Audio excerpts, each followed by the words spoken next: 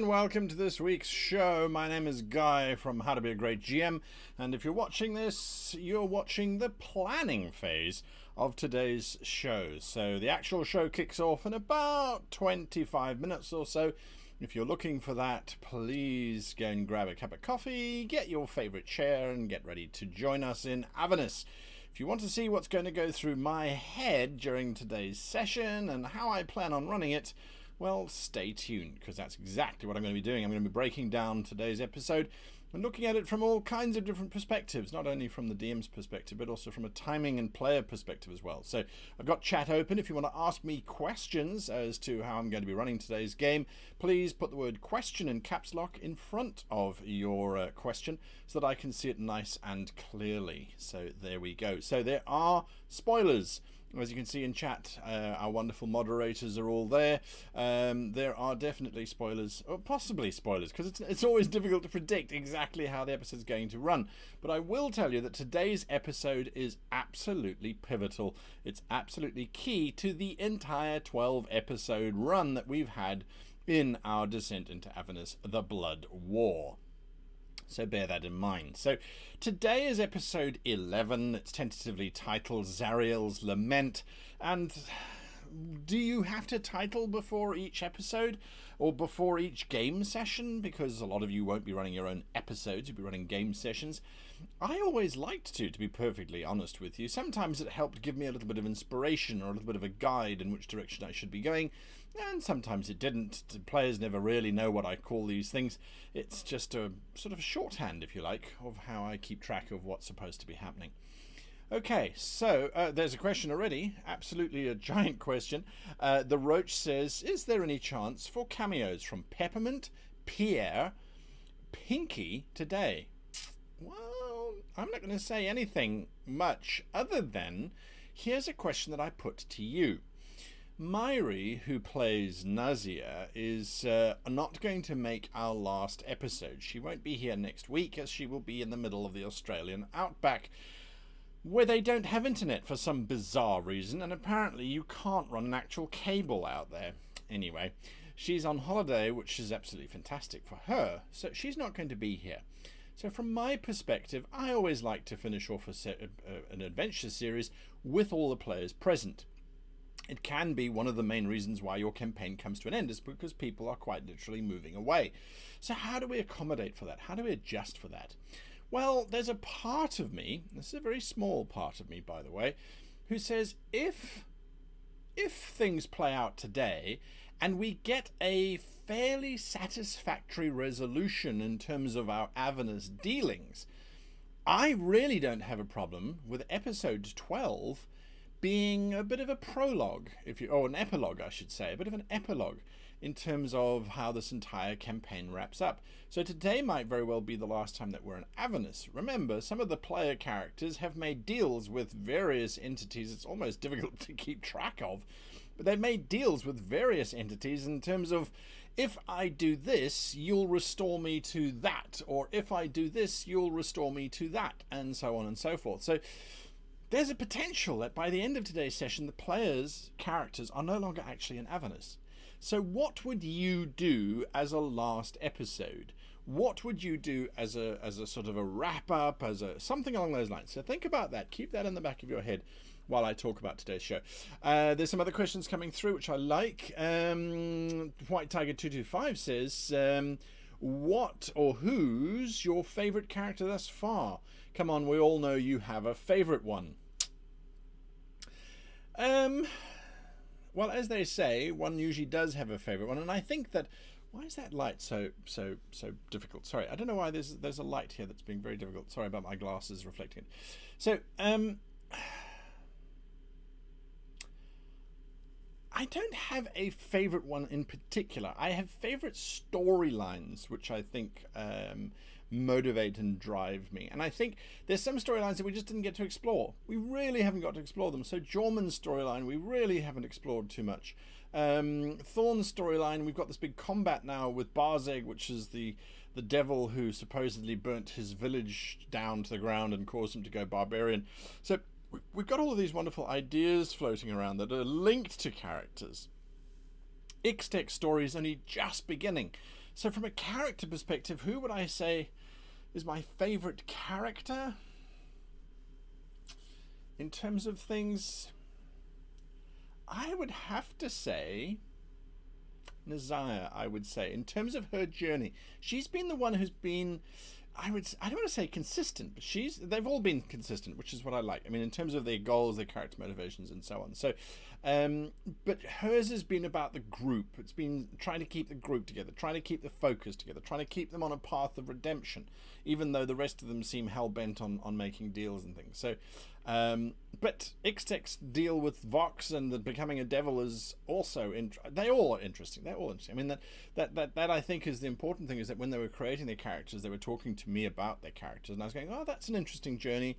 I like that one. I like that one. So, yeah, I guess that's the case. Although, again, to be perfectly honest with you, if you compare this session, this series, Descent into Avernus, with Ghosts of Saltmarsh, I kind of feel Ghosts of Saltmarsh was more personal of a journey than this one. This one is more about the environment, perhaps, and perhaps that's I don't think it's a good.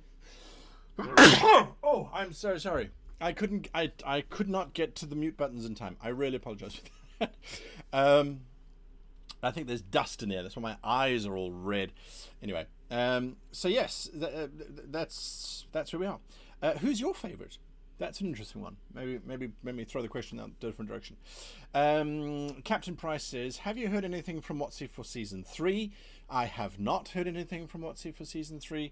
I know that they are very busy at PAX. They've just announced Chris Perkins' new series, which I think is going to be a lot of fun, called D&D Presents. So that will be airing early next year. Super excited to see what's going to come out of that. Chris Perkins is an amazing GM, and I think it's going to be a lot of fun to see where they take that particular show. So we have not heard anything. If we do, we'll let you know. If not, of course, How to Be a Great GM's YouTube channel continues, and we will have and will continue to produce live plays with as many of these original cast as we can, because I think we all love them. Next one. Next question. I don't see any other. Oh, there's another one. Captain Price. A big question here from Captain Price. What is your favourite recorded show? Descent into Avernus, Saltmarsh, Windswift, Save or Dice, or the older ones of the Great GM plays? I understand if you don't want to or can't name a show. So, wow, someone has been watching a lot of different things that I produce, Captain Price. So, if I had to nail it down, if I had to say, right, this is it, this is the one, that's a tough one. That's a real tough one. I really like Ghosts of Saltmarsh. I wish I'd had more time to explore it. Yeah. So I think it's almost like trying to compare different things. I really do. If I had to say, do I prefer Avernus or Saltmarsh? I think Avernus, because we've had more fun in terms of we've all been playing now together for more than a few weeks, and so there's a familiarity with the players, and so there is that going on for it, which I think it does make quite a big difference to your experience. With Ghosts of Saltmarsh, we were very nervous. It was the first time that we were streaming on Dungeons and Dragons as well as running the Ghosts of Saltmarsh space, so I think that tempered it a little bit. I mean, I enjoyed the story and I really enjoyed the characters. I think Avernus, in terms of here's a fixed length 12 episode run, that's the case. Yeah, Karos Stones, if you don't know what that is, you can go find it. I really enjoyed that, but that was 24 episodes, so that was longer. And then, well, Windswift, which is on another of my YouTube channels, that was almost a year and a half. So that's a very different experience altogether. So there we go. I don't know. This episode... Okay, let's jump into this episode. Let's talk about this episode a little bit. Whilst, if you have any other questions, please go ahead and ask them. I might not be able to answer them coherently, but I do try and answer them. So let's have a look at this. We've got this is our plan. So we should be here right now. Zariel's conversion. So that's today's big plan.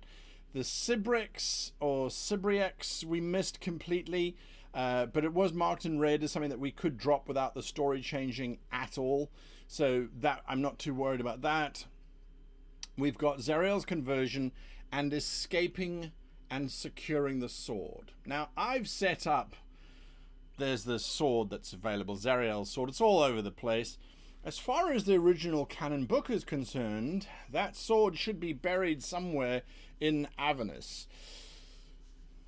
I may just say that, yes, but this was set 100 years before the book was released, before the book's time period. So in that 100 years, it actually goes to the prime material plane and it comes back. So that might be a little bit of a caveat there. But we've got these two to now run through. And as I was saying, these two may just happen in this episode. In this episode, we're going to have a look. We're going to have a serious look at what happens at the end of today's episode to discover what this one is going to be. We know what our plan is, securing the sword. That's our plan. That's our big plan. And we are there. We are there. We're right at that point. We now just need to push it through. Then, if we go one step further, and we go back, all the way back.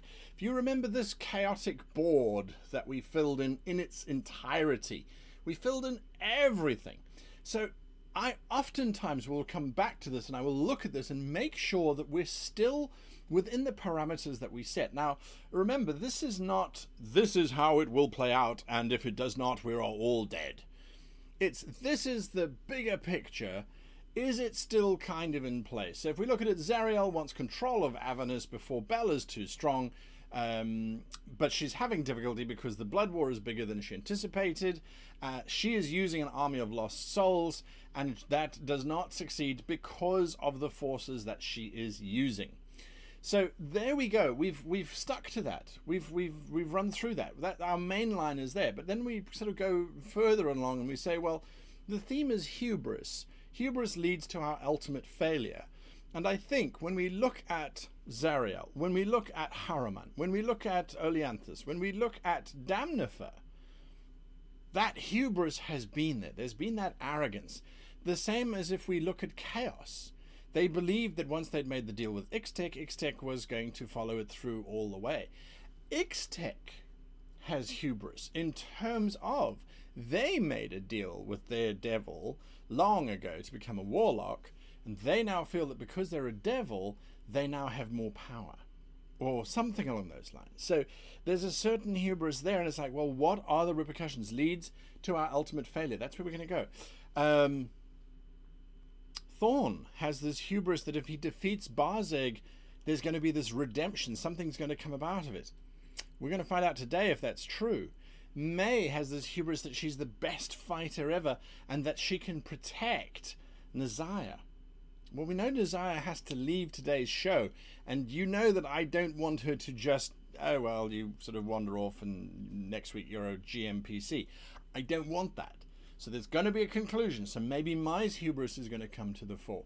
And then Jorik's hubris that he's been this, he's this fantastic leader and he continues to try and lead and try to make all these plans and things. Again, is that going to come through? So our theme, the players are not aware of this, by the way. They are not aware of this. But this is how I've been setting it up. Each time they make a decision, each time I give them something to work with, every time I give them an offer, it's to set them up for the theme. So we're going to see how that comes through today. We're going to see how that comes through, because it really, episode 11 and 12 is the culmination. It is the final, it's the final showdown. So it's got to bring all these things together. When we then sort of look at how that big category right above the hubris theme, how was Zariel going to achieve her plan? Good is always triumphant. So there's that hubris coming in. Raising an army using the power of good. Okay, slaying the leadership. She has failed to do that. As a matter of fact, the exact opposite has happened, which I absolutely adore. The leadership of Zariel's army has been slain. Now, Bel strikes a deal with Kochi. Kochi was the leader of the demonic forces that we never got to actually meet. We never got to meet Kochi. Now, why didn't we get to meet Kochi? Well, because of the interactive map that you guys have been influencing back and forth. There was a time when they were coming back to Avernus, it was controlled by demons, in which case they were going to meet Kochi rather than Damnifer. So that's something that was exciting to watch and to see how that plans and how that plays out. I don't have a problem with the fact that we didn't meet Kochi, that we met Damnifer instead. I think that works just as well. Zariel strikes a deal with the criminals. That's exactly what she's done. She has exactly done that. There is this big deal. If you can do this and that, then I will consider our deal done and we can move forward. And then that portal that Zariel opened, well, that's going to come back. Whether it's Zariel who's opening it or somebody else, I'm not sure. So from a plotting perspective, we have to a large degree brought this back. And I think that's what makes it so interesting. When you're using these kinds of templates, they're not rules. They're not rigid. They're not hard and fast. But they are there to help guide you and to help kind of keep you on track, if you like. So, yes, there we go. Bear that in mind. Bear that in mind. Right. Let's see if there are any more questions. Lots of people liked Saltmarsh. And I like the setting of Saltmarsh. And I like the idea of Saltmarsh. And if Wizards came to me and said, okay, do a third season, what do you want to do? I would happily go back to Saltmarsh. I think Avernus is a lot of fun. It's definitely something that players can get their teeth into in terms of Avernus, but it is also just a very specific setting. So you're going to have some specific outcomes that are going to have specific games that run in that space as well. Yeah, Ghost of Saltmarsh is expansive, in my opinion. Okay, Ezelen says, as the DM, do you have any affection for the story, or you may have for as you may have for other storylines you create? I think that as the DM, if you're not creating stories that you're not affectionate about, I think you're in the wrong space. So that's one of the reasons why, and this was something that I was very open with about Wizards of the Coast, was that when they asked me to run these modules of Ghost of Saltmarsh or Avernus, I said to them, I will run them, but I've got to make them my own story. Otherwise, I'm not going to be invested. So with Ghost of Saltmarsh, I took elements from their book. And I mean, the book has so many. It's like you could run this for a year and you'd never run out of content. I took one little element, which was Victor Salt, but it was the Prime Water story, that there was this Gellin Prime Water running around who was manipulating things, and I drove that forward. All the rest of the stuff that happens in Ghost of Saltmarsh isn't even there. It wasn't even touched on in our first season. So it's about making it your own. So when you take these books, when you take these wonderful, wonderful supplements supplied by D&D, it's always about finding what sparks, what gets you excited, what brings you joy, as they say. So with Avernus, it was also a case of saying, well, the book has got this journey laid out. And I think the journey is really cool, but I want to explore something that makes me interested in this bigger story. I could now run the actual Descent into Avernus series, and I think I'd be more invested as the GM because I've set up all the stuff in the background. I'm like, well, this is what got them there.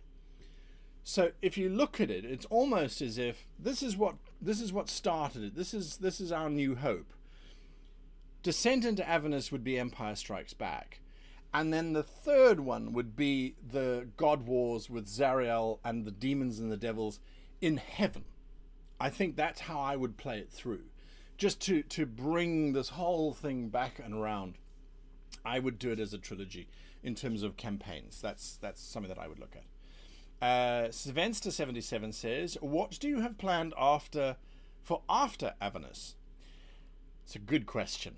It's a really good question. In terms of for this channel and for Dungeons and Dragons, at the moment there is nothing planned. We wait to see.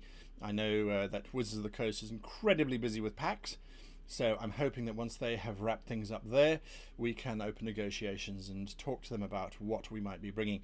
I do know that personally, because of the festive season coming up, I'm going to do a little bit of touring of Tokyo over New Year's, so I won't be around. But yes, January would be a great time to start something new. So let us see. Did I say Jorik? I meant Jormund. Anyway, there we are. It seemed too short, the Saltmarsh.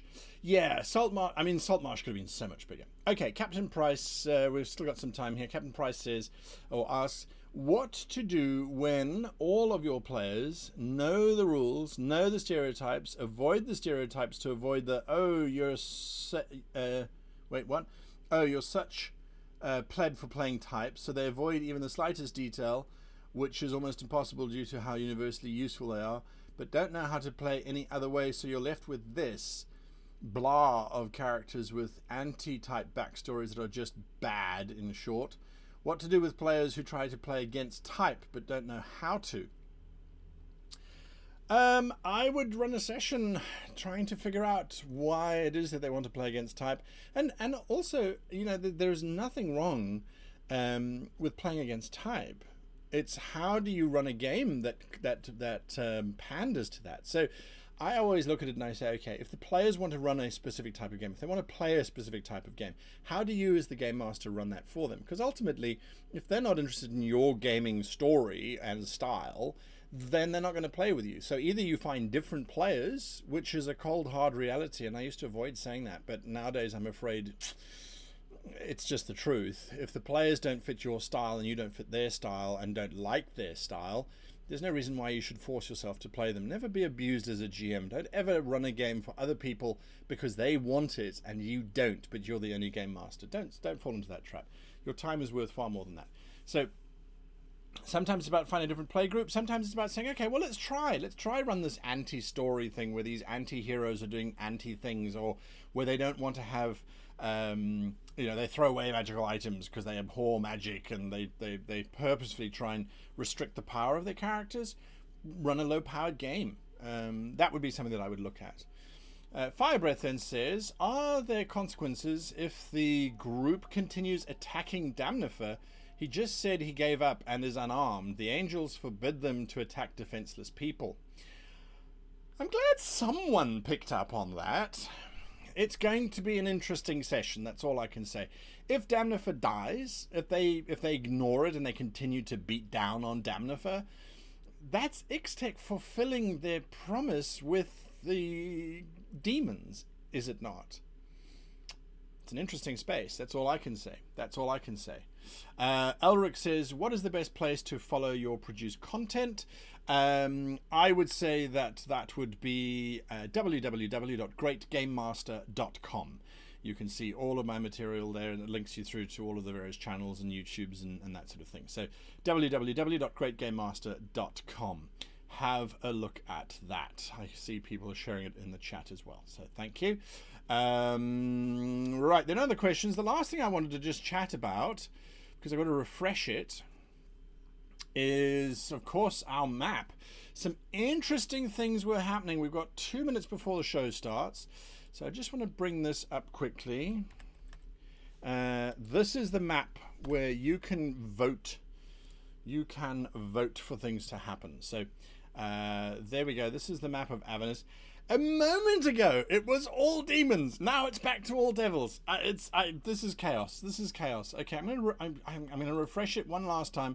If you don't know what I'm talking about, head on over to greatgamemaster.com, and you can join up and vote. Nope, it's all devils. The devils have retaken it. Avernus. Oh, 128 devils to 135 devils to 128 demons. They really have knocked the socks off. I think the demons, once they were defeated, they lost it. They just lost it. They retreated completely. That's okay. It's a dynamic space. Next week, who knows? Maybe it's all back again. Nope, the demons have well and truly been bashed about a bit. So there we go. That's what we're going to be running today's game, and I've got 1 minute left. So there we are. Yeah, 1 minute left before we jump into the show. So yeah, interesting outcomes. I have absolutely adored this map. The Web Goblin making that map for it. Well, Kaora drawing the map based on a design I gave him, and then the Web Goblin making it interactive. I really, really, really have enjoyed looking at that map as it's evolved and changed. So there we are. There we are. Absolute chaos. Right. We are about to begin our journey into Avernus. The 1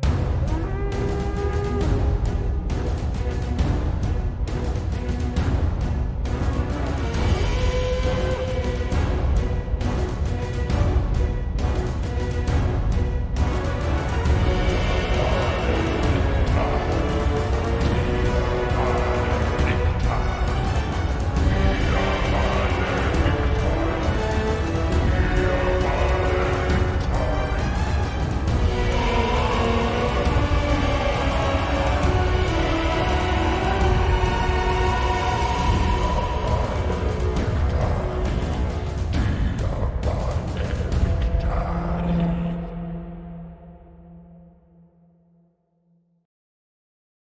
Hello, everybody, and welcome to today's show. Hello. Right. Hello. Hi. Full cast present and accounted for, hopefully all sitting in the right places.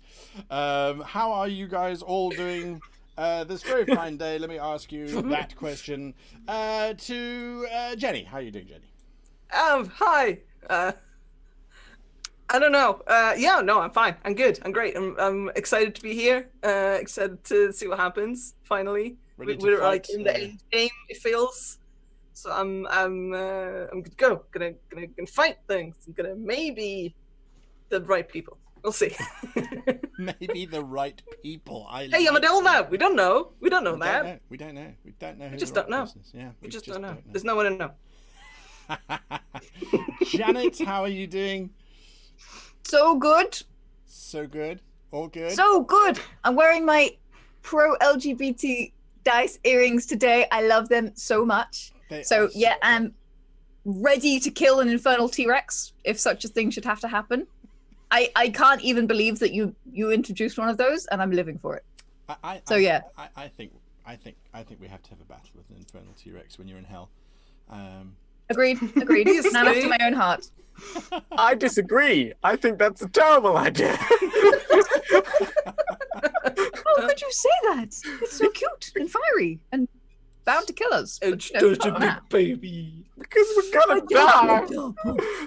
Anyway, how are you doing, the fantastic Kaora? Okay, I'm okay. I think what's gonna happen in this session is we're all gonna slowly rip each other to pieces, and maybe the demons and angels too, and that's cool. That's fine. But yeah, that's. Oh, it's gonna be a good one. I think so. Michael, you have a great many responsibilities coming up, but of your responsibilities for today, what do you think the most important one is? As always, don't die. I don't know. It's so hard to say. I'm so conflicted as a player. I'm so conflicted as a character. I'm so all over the place at the moment. I'm so excited to fight a giant T-Rex. At the same time, I'm not excited to fight a giant bone devil who apparently burnt down Thorn's entire forest, and there's that whole thing. I mean, I don't want to get between that. The last time, and I want to point this out to the audience members who have been following us since the beginning, that the last time something pissed off Thorn grew a tree at the side of a moving vehicle. So yeah, I was riding atop said vehicle being flung from a giant spider. This is indicative of how Yeoman feels whenever we get into these sort of situations. So I'm nervous, guy. This is how I feel. I'm nervous. I'm gonna roll with it. You're nervous. I'm gonna give the viewers some insight here. I've been getting messages from Michael on various social media networks going, I think I should do this next session. And whenever players get hold of me and they kind of give me a list, it's like, this is what I want to do next session. I'm like, okay. I'm not saying yes. I'm not saying no. I'm not panicking. I'm just gonna put a smiley face and a thumbs up, because that's what you want to do that. Okay, then I move away. At least you get advance warning, like at least in a way, yes. It's true. Yes, As a famous man once said, you can always try. That's true. Sometimes I walk away going, try. I hope they don't try that, because Unless, of course, you are South African rugby team, then you don't get any tries. Oh dear. That was such a Southern Hemisphere joke. It really was a Southern Hemisphere joke. It was. It really it was a typical Australian joke, really. Anyway. Myri, you're going to be in Australia, so you better get used to those kinds of jokes. How are you doing? I'm happy to be here. I'm fine. I'm just a little bit tired, but I'm dosed up on caffeine, so it's all going to be fine. And for the record, I've never made the guy saying I want to do this next session, so I'm. You're safe. You're safe. I'm just going with the flow. You have indirectly, because I've had people saying, "Oh, I'm going to do this to Nazaya next session." And I'm like, oh my god, she's going to kill you. She's going to look, she's just going to kill you. Well, no. Let's put it like that. Michael hit me up and he presented an idea he had. And I was like, well, I'm going to die, but you do you. There we go. All right. It might happen, it might not. I float ideas because, you know, at the end of the day, if I'm going to do something that's going to affect another character, I think it's polite to make sure that person, the player, is okay with that. That's just my... You can assume I'm always okay with that, Michael. And I always have fun doing this, no matter what you do to my character. Also, just a quick thing. The reason why I'm slightly tired is because we had a charity drive, and so we collected a lot of money for several really nice organizations, and also for the Port Macquarie Koala Hospital because koalas. And yeah. And so I do know that Dungeons & Dragons is also doing it, and everyone else here has been part of some charity stream, or is going to be something. So, yeah. Lots Go of drives. us. Absolutely. Got to give back however we can, in one way, shape, form, or another. Speaking of giving back to our sponsors, World Anvil, that wonderful world aggregator and character Facebook. Yeah. It really is character Facebook, isn't it? I mean, we should call it like Hero Book or something. Anyway, absolutely love I'm it. gonna let you into a secret, Guy. We toyed with that name. You did? Okay, there we go. We did. There we go. So yeah, absolutely. Go and have a look at World Anvil for that. dungeonfog.com, providing us with all the lovely maps that you're going to see today. I think you're going to see more than just one today, depending on how things go. Then you're throwing me off. You're throwing me off the two of you. I'm sorry. I'm sorry. Violating Good. certain fundamental Bottom rules row. about We're space. good again. 30 Yenny, centimetre stop stroking rule. people. Never. Did anyone else You have a can't 30 make centimetre? me. We had a 30 centimetre rule. You weren't allowed to get 30 centimetres or closer to each other. Anyway, sorry. Just going back. Our rule was Never to mind. stop fights when that happened. There's something flashbacks. Yeah, flashbacks. Right. Wait, where was I? Oh, yes, Fantasy Grounds. Fantasy Grounds, who are now in beta of version 2, which promises to give us all sorts of cool, weird, and wonderful things. Very excited about that. But Fantasy Grounds at the moment, we are using version 1, and that will be providing us with all of our dice rolls, all of our monster stats, blocks, stats, values, etc., as well as the ability to track our campaigns and things. So, Fantasy Grounds, thank you to that. And Leather Layer for providing me with this wonderful leather jacket, Ooh. which has allowed me to channel my inner Damnifer, I think, just a little bit better. So anyway, Oh, so this is what Damnifer's wearing. Oh. I would imagine he would wear something similar to this, although Like that, I suspect that he would probably go for a six-pack rather than a beer keg in terms of shape. But anyway, there we are. We're going to drop ourselves into Avernus as we get into this. If you recall last week, you guys found yourselves on the cliff sides of Avernus volcano, that massive volcanic citadel fortress of the Archdevil Bell, desperately trying to figure out which way you as a group might go. Would it be to align yourselves with Damnifer, or perhaps return to your original support in terms of Zariel herself, who is now down to a single lieutenant? You find combat has commenced on the hilltop. I will share this map with all of you, for I have forgotten to do that. On the hilltop, you have been knocking Damnifer down. He is on his knees, his hands in the air, claiming that he is unarmed and surrenders. You have to... you all heard him scream that out. There are some giant goats still wandering around because goats. And of course then there is Barzeg, that wonderful demon, devil, who is currently riding on a demonic T-Rex. And he has been summoned to bring perhaps closure, or to just rip open Thorn in the physical and metaphysical sense. So that is where we find ourselves. I am just going to move this map over a little bit as we zoom in on this lava-filled cavern. And why is it not? There it is. I've got the combat tracker open. Damnifer is about to act. His hands are held up. This was very unexpected, and I have to say, I'm impressed. I am really impressed with all of you. This is I am definitely impressed. I think yes. I'm ready to make a deal, is what he shouts out. And anyone standing near him, so Nazaya, Jormund, Thorn, you see him, as he's talking, you see this fire washing over his wounds. And I'm just going to roll some dice there quickly. Oh dear, that's what he...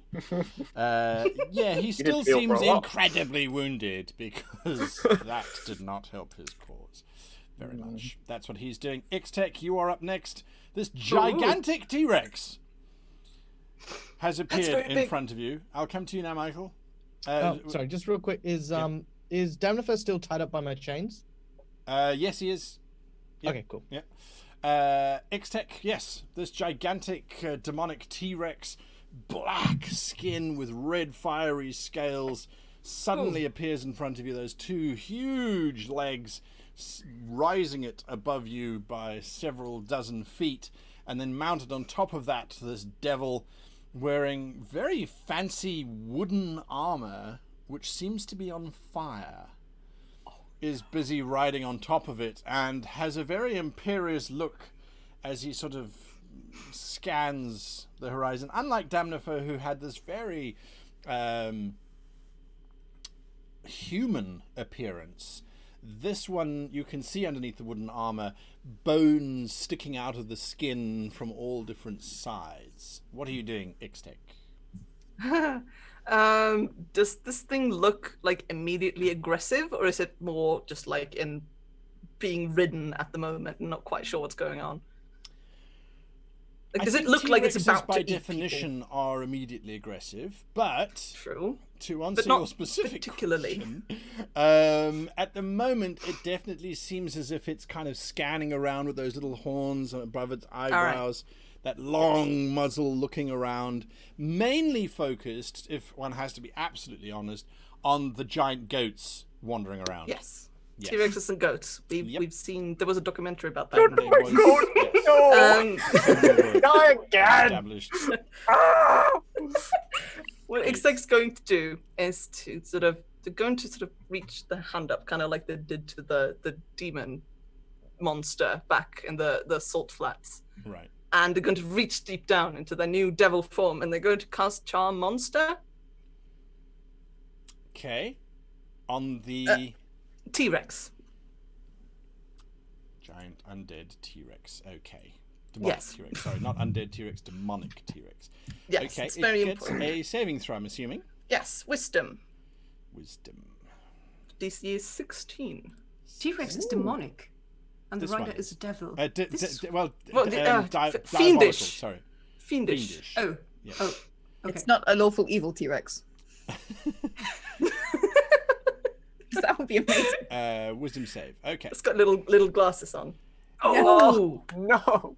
Oh, that's a wise T-Rex. It is wise beyond its years. T-Rex, yes. No, that's fair.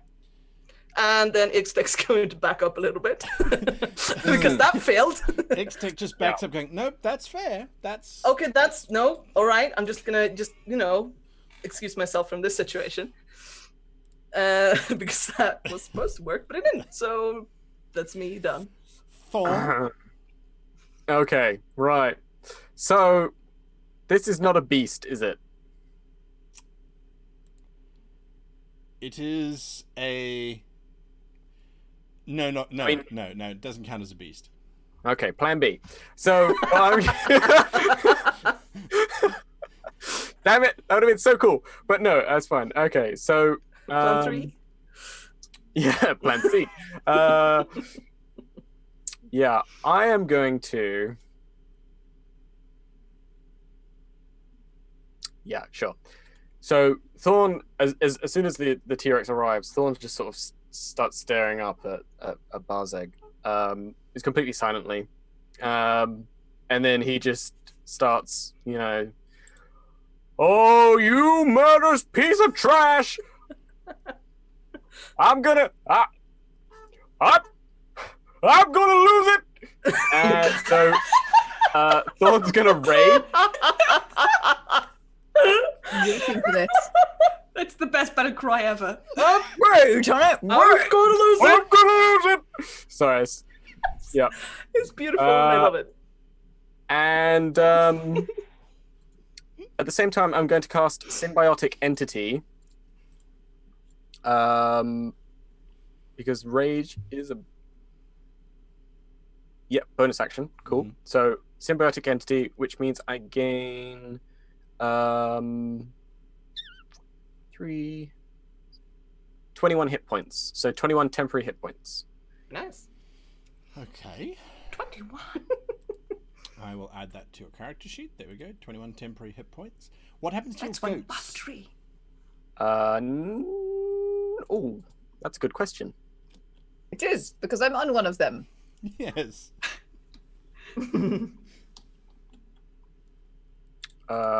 They, I think, disappear. No. No. They do. Yes, They do. they disappear. Yep. Adieu, petit chèvre. I was about to say, I then jump onto the goat as it's disappearing and launch myself at Barzeg on top of the T-Rex. So there's like that extra height. So I'm flying through the air at the end of my turn. I like it. I like it. That's where you're heading to. Jormund? All right, so with Damnifer sort of tied up in chain, Yorman's gonna pull on the chain so that he's got Damnifer sort of right next to his large sort of what do they call muzzle, and Mouth. he's gonna whisper in his ear. Oh, I like it already. I want my weapon. About that, I actually have a deal to offer you.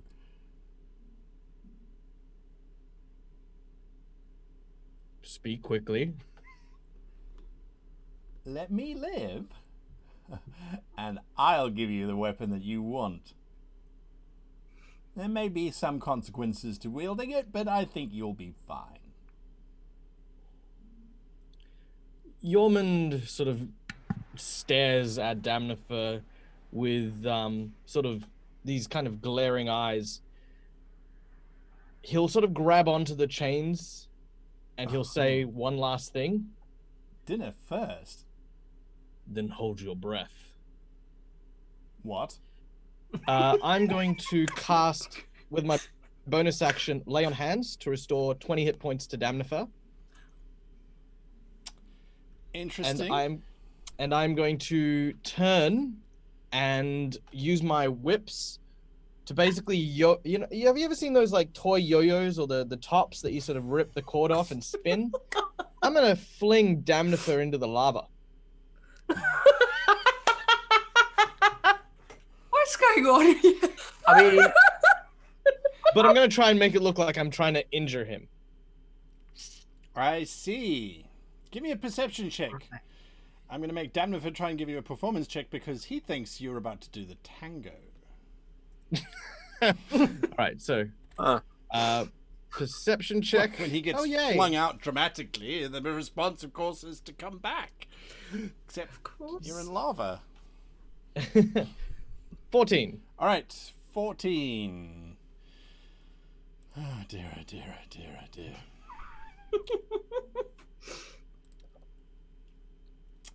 Damnifer screams dramatically as he disappears into the lava.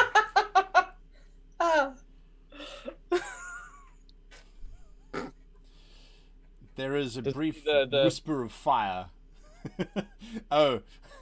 I like that. Yeah, there it is. So he has vanished completely.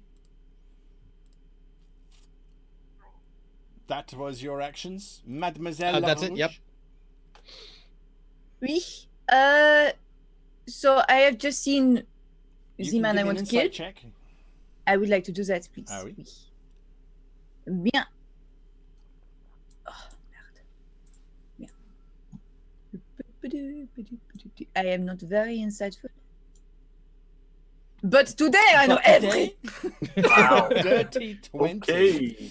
Nice. You know exactly what Jormund was doing. He did not kill Damnifer in the slightest. It looks as if Jormund, as a matter of fact, just saved him.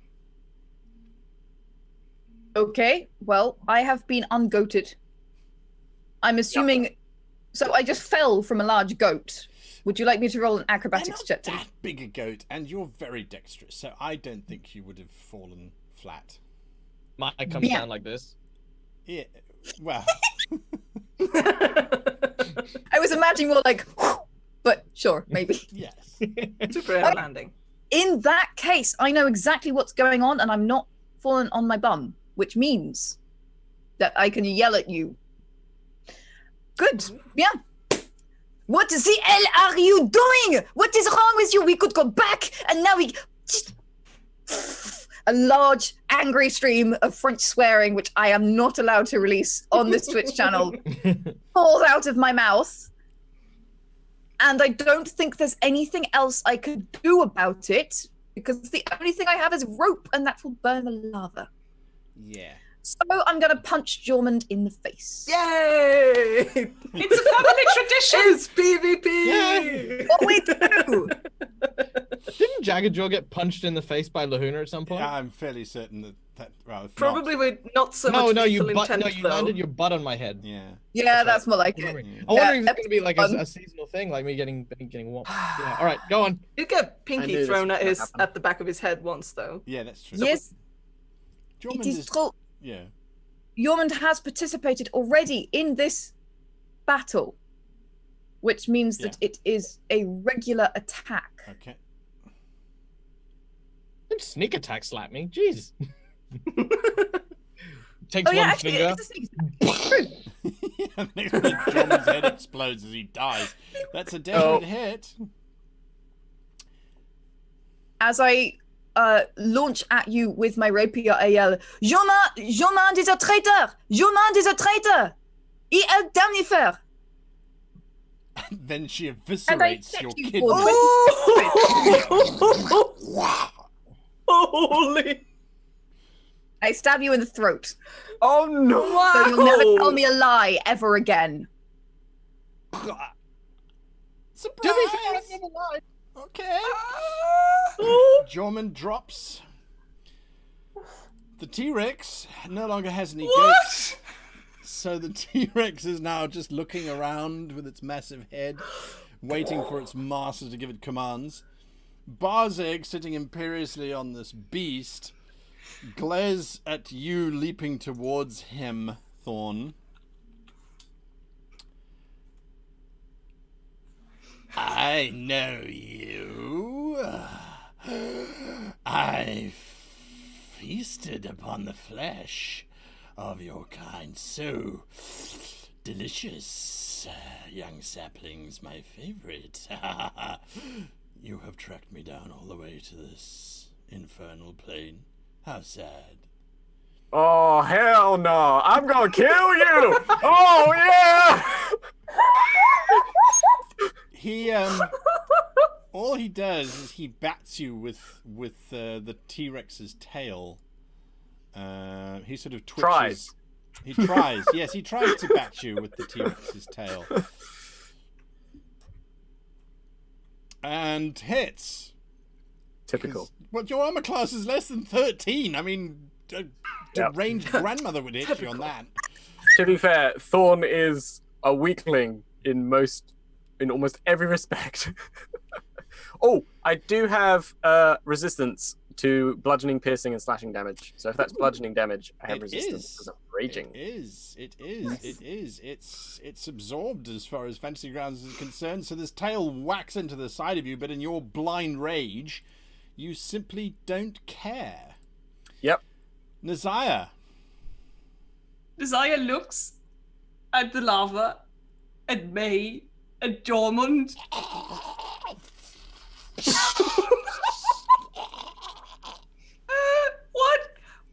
And then she absentmindedly throws her monk weapon at the devil who is trying to get his toy T-Rex to trample Thorn, which she doesn't like. So you just quickly... Just absently throws the weapon. Yeah, no, throw it away. You are so distracted by Off into the lava. this attack. Roll 1d20 for me. I am going to lose my mic weapon. I'm so stupid. Natural maybe 20. not. You are so lucky that the weapon hits the beast and bounces back and lands about 5 feet away from you. Oh, I look at the weapon. Still, what just, what did he do? How can, I can't heal. What is going on? And I'm trying to staunch the blood flow with my cloth-wrapped hands and looking up at May with really big and really confused eyes. Give me a medicine check.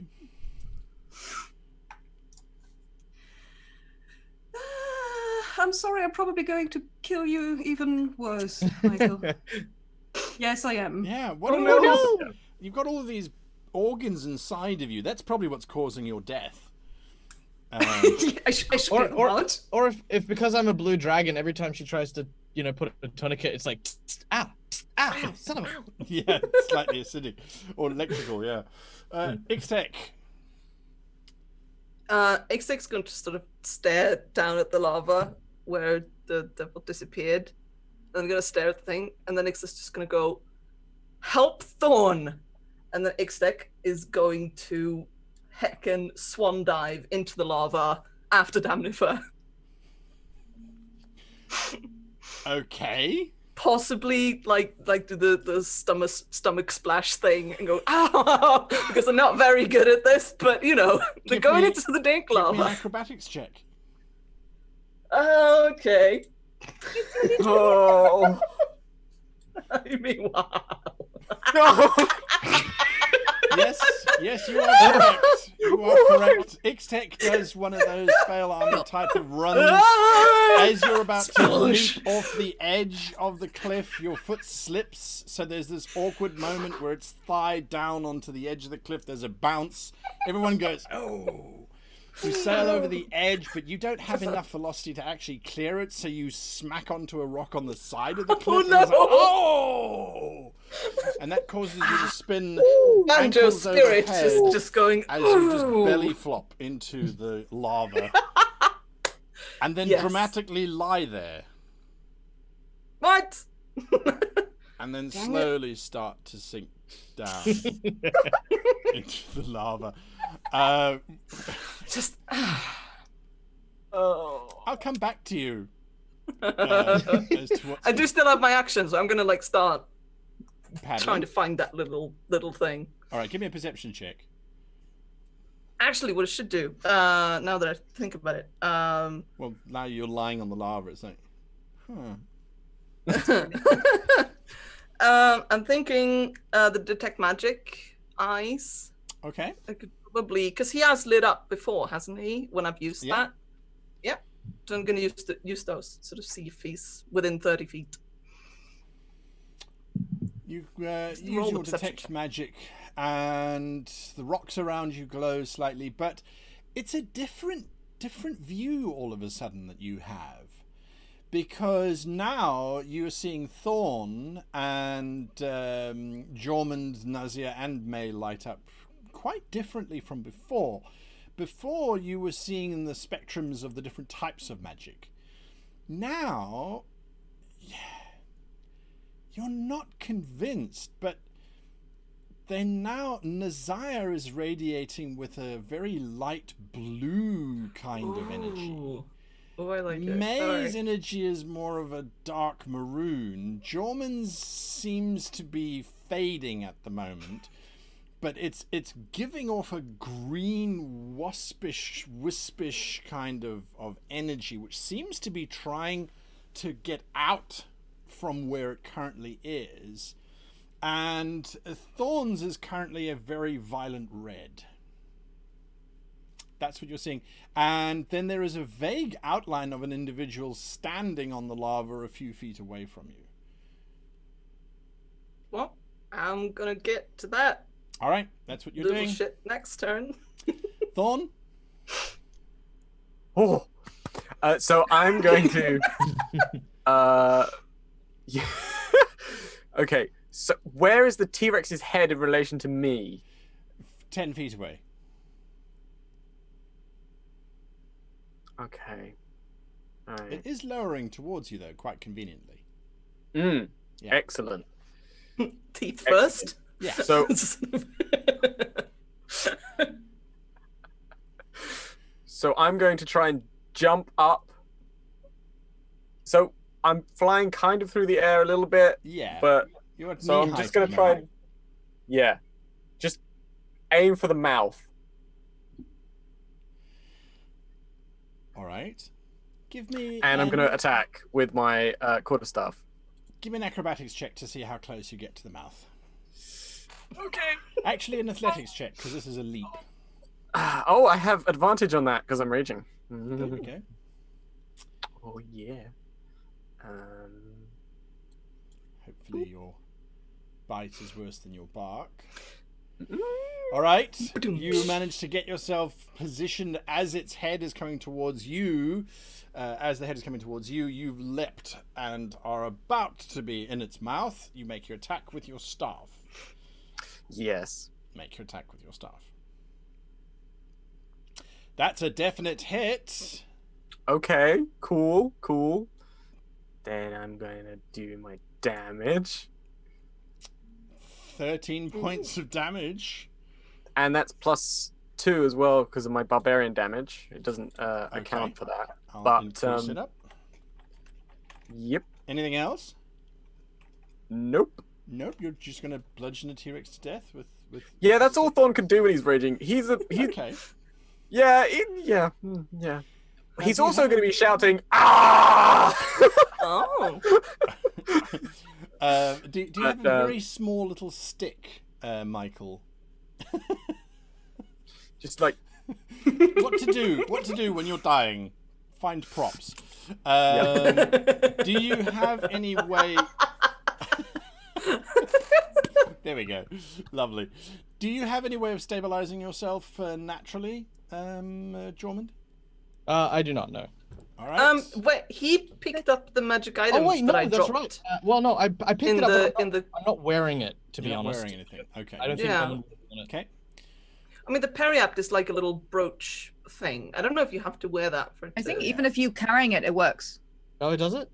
If don't it know. works while I'm carrying it, then yes, I am carrying Ixtec's Do you not periapt have to of... attune to it? I would imagine there's some attunement to a device that brings you back. True. I figured that since I died, it wasn't attuned to me any longer. No, but, it wouldn't be. It wouldn't be. Yes. I can check the item. We All can right, keep you moving. check up the I'm item. In the gonna- meantime, you failed your first life-saving throw.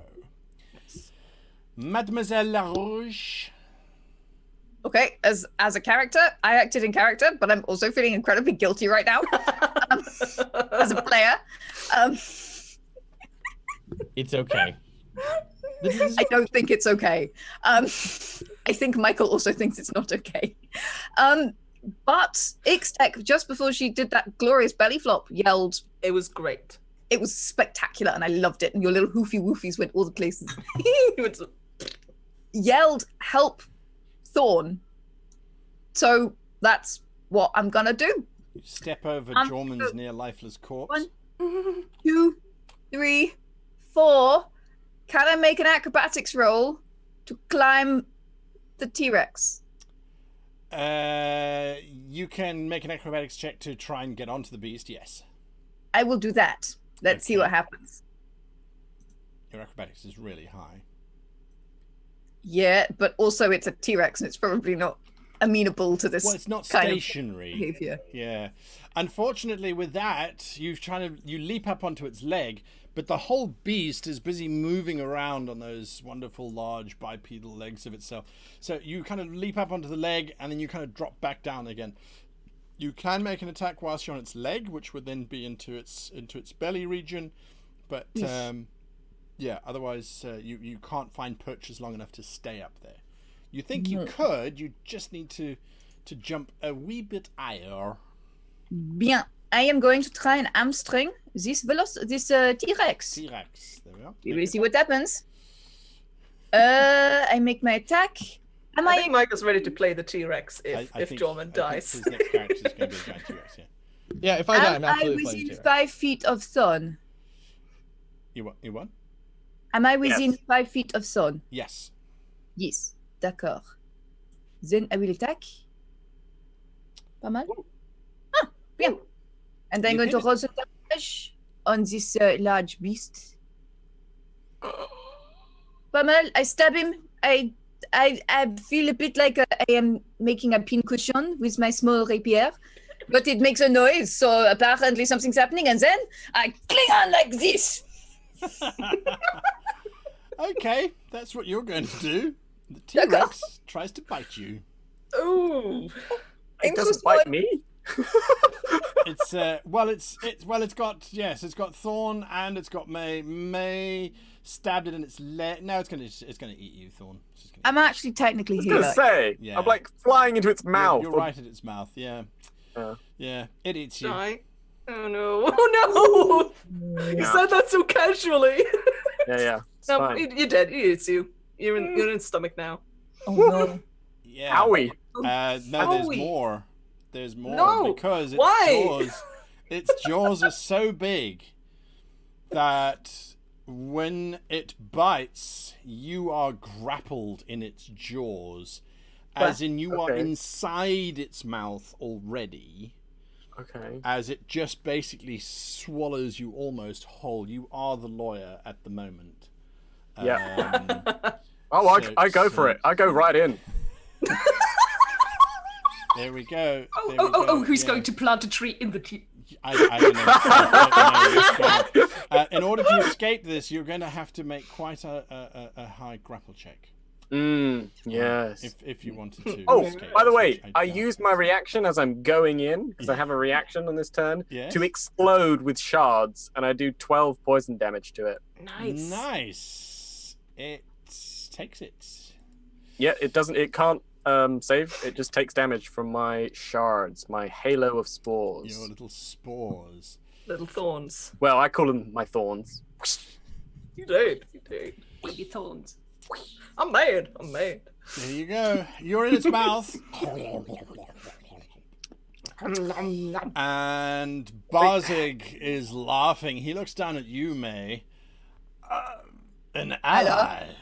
I wonder what you taste like. I will enjoy using you for some time, little. No, I don't think so. He tries to. As he's sitting there, you see this long spine-like tail grow out the back and end in this very sharp point, which he suddenly tries to just stab into your back as you're holding onto the leg. No. He's the scorpion. That's Wait a minute. I'm just going to move you away from everything. I'll move you back now shortly, just so that I can get a nice clear attack. Doesn't accidentally stab his own. He definitely hits you. Ow. And I tried to parry with my tail, but it did not work. Yes, your little tail, I'm afraid, did not block. Yes? I would like to use my reaction. Elish, rebuke. Ah oui? Ooh. Oui, I have one. I've been saving it for just such an occasion. So I will do that. If I can find it. Oui, I found it. Bien. Ah oui? Come on. Here we go. No. You tell me what it does, I'll tell you what mine does. Intéressant. I point my finger, and the creature that damaged me is momentarily surrounded by hellish flames. I realize this may not be super effective against flamey thing, but I try. And the creature must make a dexterity saving throw. It takes 2d10 fire damage on a failed save or half on a successful one. Or he laugh on a fire one as your flames wash around him. It's a fire attack? Oui. Looks like I warmed his butt. Yeah. The flames wash around him, making him dramatic and quite quite intimidating, I would say. And then the pain in your back starts to remind you that he hit first. That's a lot of dice. And this Oh no! burning sensation washes through you as this poison just cripples you. And you fall onto your back, watching as your flames make him look even more demonic. As I said, I will enjoy using you for a long time.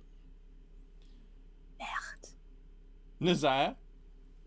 Zaya was prepared to take care of Jorman, but then she sees what's going on with May, and Priorities? I'm going to kill you! And yeah, can I do one of these stupid tumble rolls to pick up my weapon while running for the T-Rex? You can perform a stupid tumble roll whilst Thank you. running forward. Yes, absolutely. Dramatically, you roll forward, grab your weapon, come up onto your feet, and I jump up and want to use the weapon as just like an anchor, ramming it into the T-Rex flank and then using it to climb up further. nice. Make your attack. So you want an attack against the dinosaur first? If you want to use him as leverage to get up to... Yes. Yep, absolutely. You hit him. I was really afraid to miss the T-Rex. That would have been really, You really land awkward. on him. Unlike May, who failed to climb up him, you launch yourself towards Barzeg. And then I'm going to hit Barzeg with my bare hands. Make your attack. Punch him to death. Just. Natural 20! Maybe I will.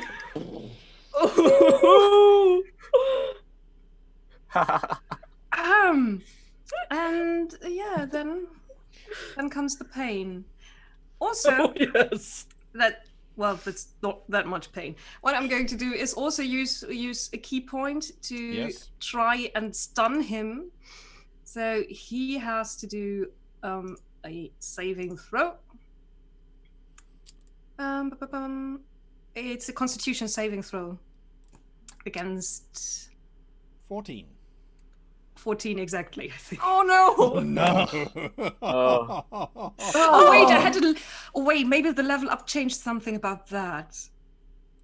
No, I think I've said 14. This is so. Usually it's pretty static unless it's linked to your proficiency. Yeah, no, it's linked to my. It's linked to also to my monk level in some way. Ah, in which case, perhaps. Yeah, that's because it's. Let me look it up for a second. All right, you look it up. I'm going to go to Ixtec quickly Yeah. because Ixtec is not involved in that particular combat. We'll come back to you. Yeah. Do you have more attacks to make, by the way? I have one more to make. Yes. Okay. All right, I will come back to you for that. Ixtec, you are walking over to a shadowy figure Whereabouts is it? a few feet away from you. Yeah, just like right next to me. Well, then I'm not gonna walk over to it. I'm gonna throw some Eldritch Blast on that little shadow creature. Make your attack. Wait, let me bring him back. All right, all right. Get out of here. Here I was thinking to myself, Eldritch Blast and an active volcano. Huh. What could go wrong? What could go wrong? I don't know. Is that? Make your attack. Natural Natural 20! Oh! So that would be 2d10 Yeah, damage yeah. on this. Yeah. He I looks can't- at you as you fire the Oh. blast. He's like, wait! Oh. Okay. As your blast... Oh wait, sorry, super quick. Yeah, That was 14 damage. yeah, Didn't I heal him for 20? yeah. So he's still dying? I miscalculated the number of hit points he had left. I put it at 98. It should be 78. My apologies. Wait, so hang on. He was on 78. You did 14 damage to him? Mm-hmm. Okay. So he's not dead. Yeah. All Sorry. right. Well, I have one more. I can do this. Fire again! Fire! It burns around him. We had a deal, he says as he leaps to the side. What are you... Oh. You had no deal with me. Wait. You're new. Oh, I am. That's all he says. That's all he has time to say. Me. Thorn. Okay. You are grappled. Sorry, Yeah. yes, Ixtec. Nazaya, yes. Sorry, back to you if you've got your... It's 14, so he made his saving throw. right. Unfortunately, but I got one more attack. Yes, please make it. And I can throw it at him. Not at the Tyrannosaurus. Yes, and it's a it's miss. a miss, That's sadly. okay. Thank you. Thorn. Yes. Well, It's my dark. staff has some interesting properties. And one of those properties is that I can touch it and it turns into a tree. So I'm going to do that inside the T-Rex's mouth. And I'm going to point my staff down towards the chest cavity, stomach of the T-Rex. And I'm going to specify that the tree that Thorn creates is a silky floss tree. You want to floss the teeth? No, it's a particularly spiky He's Californian tree that just goes straight out and expands out with spikes. I need another GM. Can someone else be a GM, please? 'Cause I don't know what call. Okay, I know what to do. I know what to do. All right, so you extend the street. Now it just... Oh my god.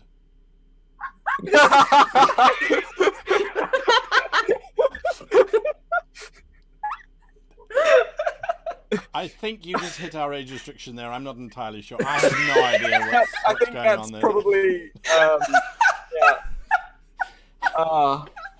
oof. There goes that little moment. All right, so you need to roll a d20. What level is your staff? What is your staff? Talk to me about your staff. What is the... Okay. Yes. So my staff is a rare magical weapon. Right. Okay. Right. So it allows me to do a bunch of spells, but it also has a special property called tree form, Yes. which means I can use an action to plant one end of the tree Yes. and then expend a charge to transform that staff into a healthy Right. tree What are you planting the tree into? into the side of his mouth. So like into his like tongue, whatever, into Okay. like the Okay. side of the Okay. tooth or wherever he's trying to I bite. need you to give me an attack roll to do that, because technically, it is an attack. Okay, that's just a normal attack. I'm Well, guessing. your regular attack with all your barbarian stuff and all of the nonsense that goes with that. So if Okay, you want to do it sure. recklessly or whatever, that's fine. Okay, so that you plant it, right? Yeah. Does it grow to fill the space, or does it just expand? Is there a limitation? Because there's some spells which say that if you can't fit the space, you move adjacent, or you it just It's a says it very grows. special property Okay. because it's not a spell. It's kind of like super the rare. ability of the staff itself. So it just says Okay. the tree Yes. is 60 foot tall. It doesn't say it grows. Oh, well, it actually does say that the branches spread out into a 20-foot radius. So I'm guessing it does grow, Okay. but I'm guessing that's up to you how fast that it does that. Well, it'll happen in that round. Because Yeah. you can climb it up. So in 6 seconds, there's a 60-foot tree. Okay. Yeah. This is what happens. The T-Rex, for a moment, you can see Thorn's little feet sticking out the back, sort of moving around. And then suddenly there's... Do you have a command word? No, I can just touch it. There is a look on the T-Rex's eyes. They kind of shrink way down. It looks very angry for just a brief moment, and then it explodes. The head explodes, the neck explodes out as branches just go in all different directions. Thorn, I need you to give me an acrobatics check. I need Nazaya to give me an acrobatics check, and I need May to give me an acrobatics check, please. May's dying. Are you actually dying, Yeah. May? You're actually down. You're dead. I don't know. Yes, you are. I am. Yes. Sorry, I was just looking at your health score. You're on 38 or 38. You are I am dead. dead. You're dead. Well, you're not dead. You're not Okay. 3 deads. You're just dead. Okay. Just one dead. Deadish. She Just- dead. She dead. Death All right. adjacent. Death adjacent. Okay, Barzeg is going to try and make the same thing. He's going to make a dexterity save. He fails. Okay, great stuff. This staff has caused absolute chaos. So the T-Rex explodes Again. in fiery brimstone in all different directions.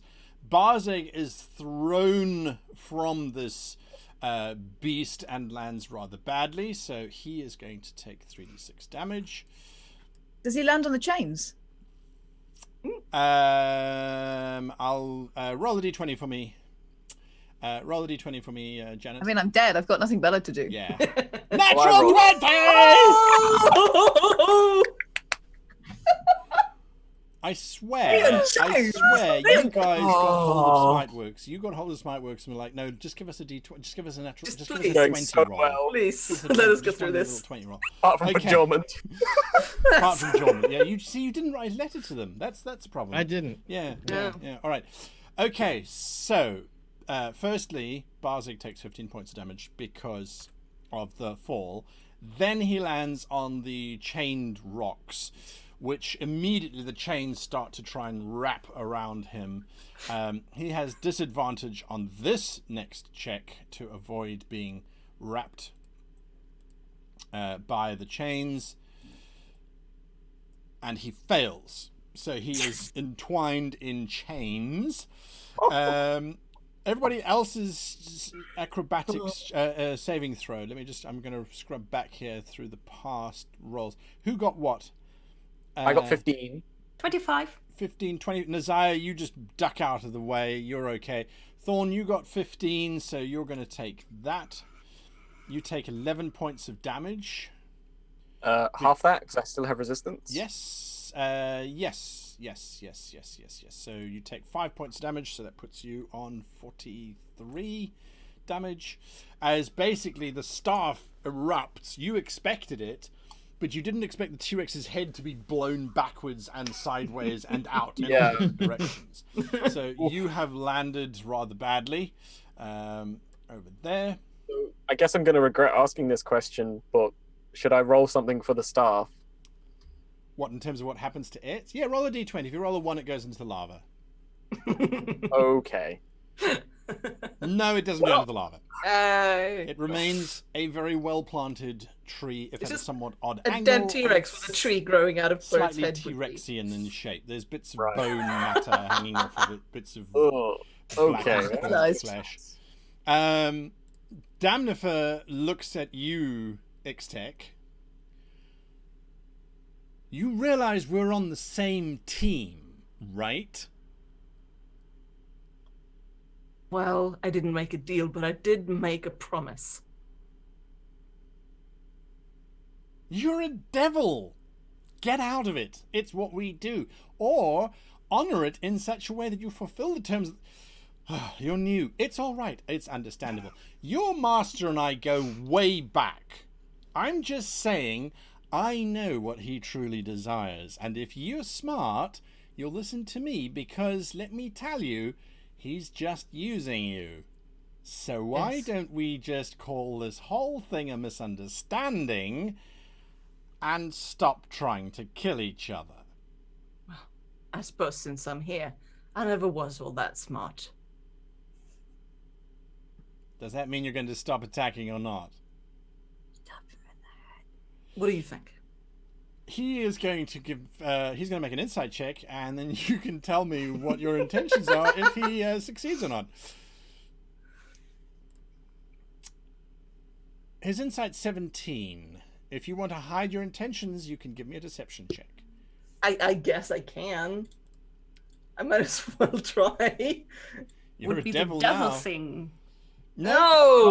Cease Close, but your no thinly cigar. veiled deception. Yeah, I'm gonna murder him. I'm gonna kill him. It's death. That's not very nice, he says as he's backing away whilst talking. Do I get an attack of opportunity, or was it because it was next to me, or was it not that next to me? I don't think you were at that point yet. Yeah, no, that's fair.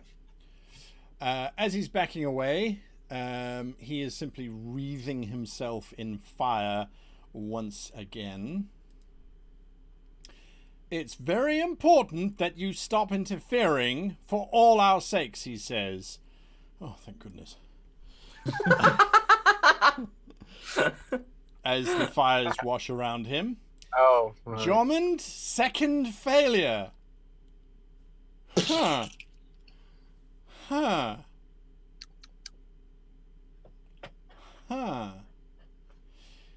You... Well, to be fair, actually, just to throw fuel on the proverbial fire here, we are technically outside the godlike shrine to a dragon god. Just saying. Just saying. The sexy true. dragon god. You may roll a Yes, percentile my die. dragon god. If Ooh, you I get love it. 5% or less, How do I roll a percentile die? I mean, I can roll right-click do on the 2d10. 2d10, I guess. Okay. if Right. you right-click on the D10, it actually gives you a percentage option. You didn't say 38. 38? The god does not care. Oh no. That wasn't a percentile. You just. well, Yeah, it but still 38 works is as The one. okay. first one is the percentage. Yeah. 38%. This is why I don't worship you. What? I'm unconscious. I don't say anything. But you thought it. Nothing happens, luckily. Yeah. Just lightning bolts. Just Suddenly smacks him. falls you over are- and just crushes him. As you are lying there, describe a scene with you and your sister that would be at the forefront of your mind whilst you are dying.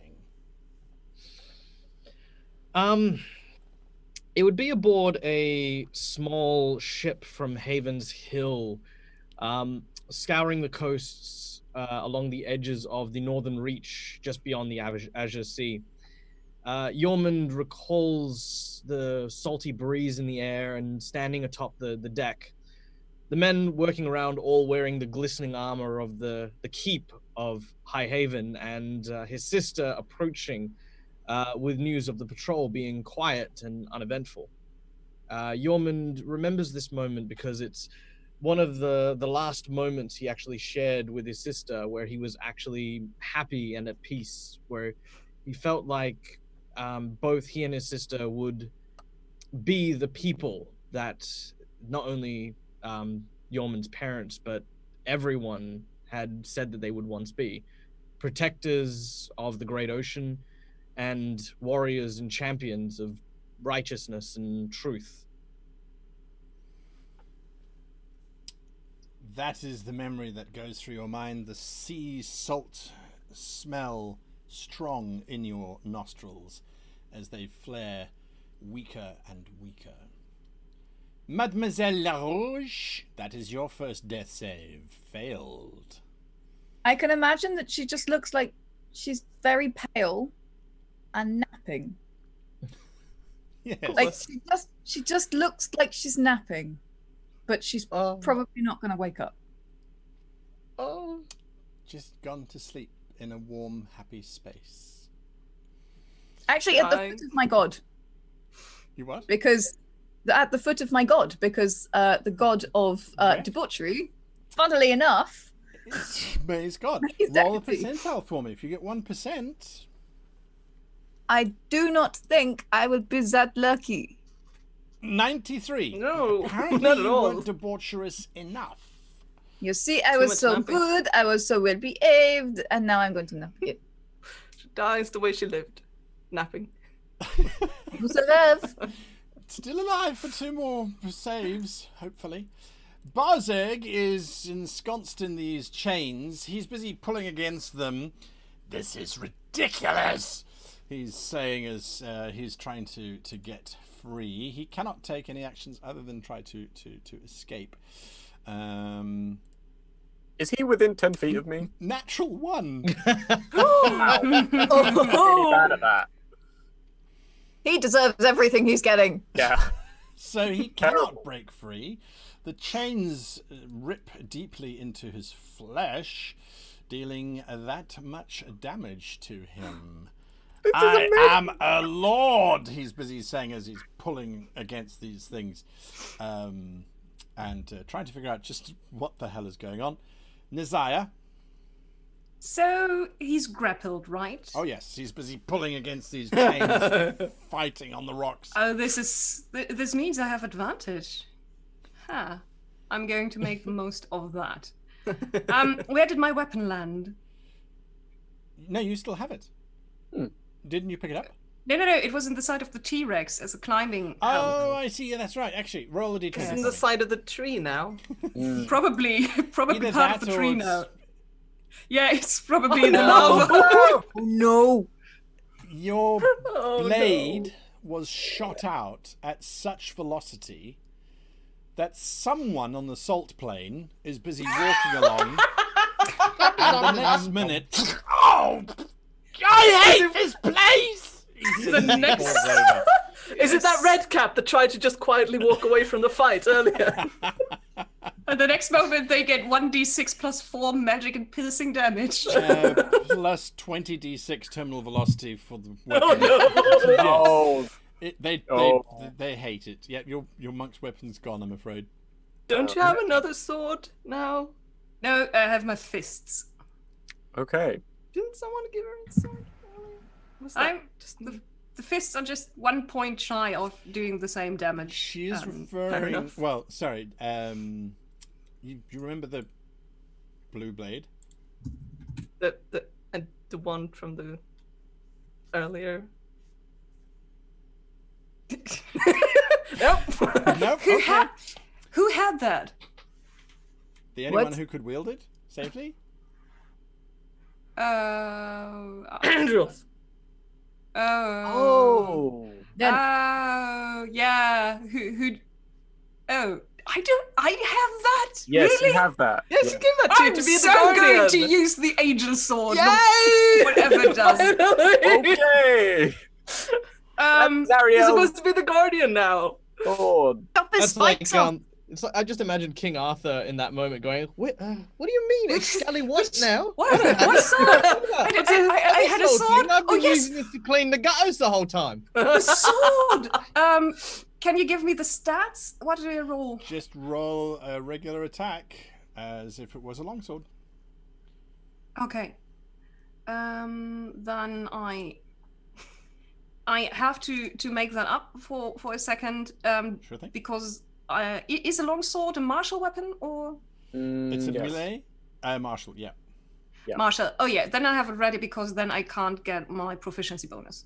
Okay. Let's see. I would have needed that proficiency bonus. Oh. And a minute. I got another. I got No more. advantage. instead. right? You've This moved is- over to Barzeg, Oh yeah, sorry. and I you're, moved over to you're Barzeg. swinging the blade at Barzeg. Yes. All right. I have advantage. Because he's grappled. You That's do have right. advantage, so roll again, because you might get something. Higher. No. Yes. Okay. Yes. I mean, we're getting there. I need you to Second make a normal const- attack. I need you to make a Constitution saving throw. Oh, that's not good. Oh, That, dear. that doesn't sound good. Sorry, I clicked advantage on that one, but Okay. So roll again. Don't be cloaked. That's better. So as you swing this blade, which you pull from your side, it ignites in this brilliant blue flame. And Barzeg, for a moment, looks away from his chains. He looks at you, and he says, "Impossible!" As you slam the blade into him, you feel this power bursting out of you as this blue light, and it slams into him, but he starts to resist with this infernal red light, and it pushes backwards and forwards. However, as you brace as you draw deeply. The energy just punches through his red aura, if you will, and you can deal damage. Roll 1d8. Ooh. All right. Your blade and energy, it slams into him. You can roll an additional 2d10. Ooh. So that's 200 damage. That would have been nice. So you deal damage to him. It washes over him in flame of blue and green hues, and he screams out in pain as you deal damage to him. You're not entirely sure what has happened to him, but there is this immediate transformation. His skin starts to harden and turn black as the lava, once it has cooled, turns that sort of crumbly black, almost pumice-like. Is he starting to look like Thorn? To a large degree, yes, actually. I suppose that would be appropriate. Wow. I'm just going to do maths in my head here, so that puts him there. He looks as if he's in tremendous pain. What do you? That's your actions, right? What did you do? I did 1 attack so far. Yeah. How many can you make? 2? 4. With a Oh my god. No. The next ones are not with the sword. Oh, I see. Okay. You can continue making your attacks. That would have been amazing. How many attacks do you have left? 4. No. So how does Nazire attacking? Does he stab and then just kicks him? Just give me a moment. I had 1 attack with advantage. That is the 10 and the 12. That's what happened so far. That's what happened so far. So I have another attack with the sword, just regular attack. Okay.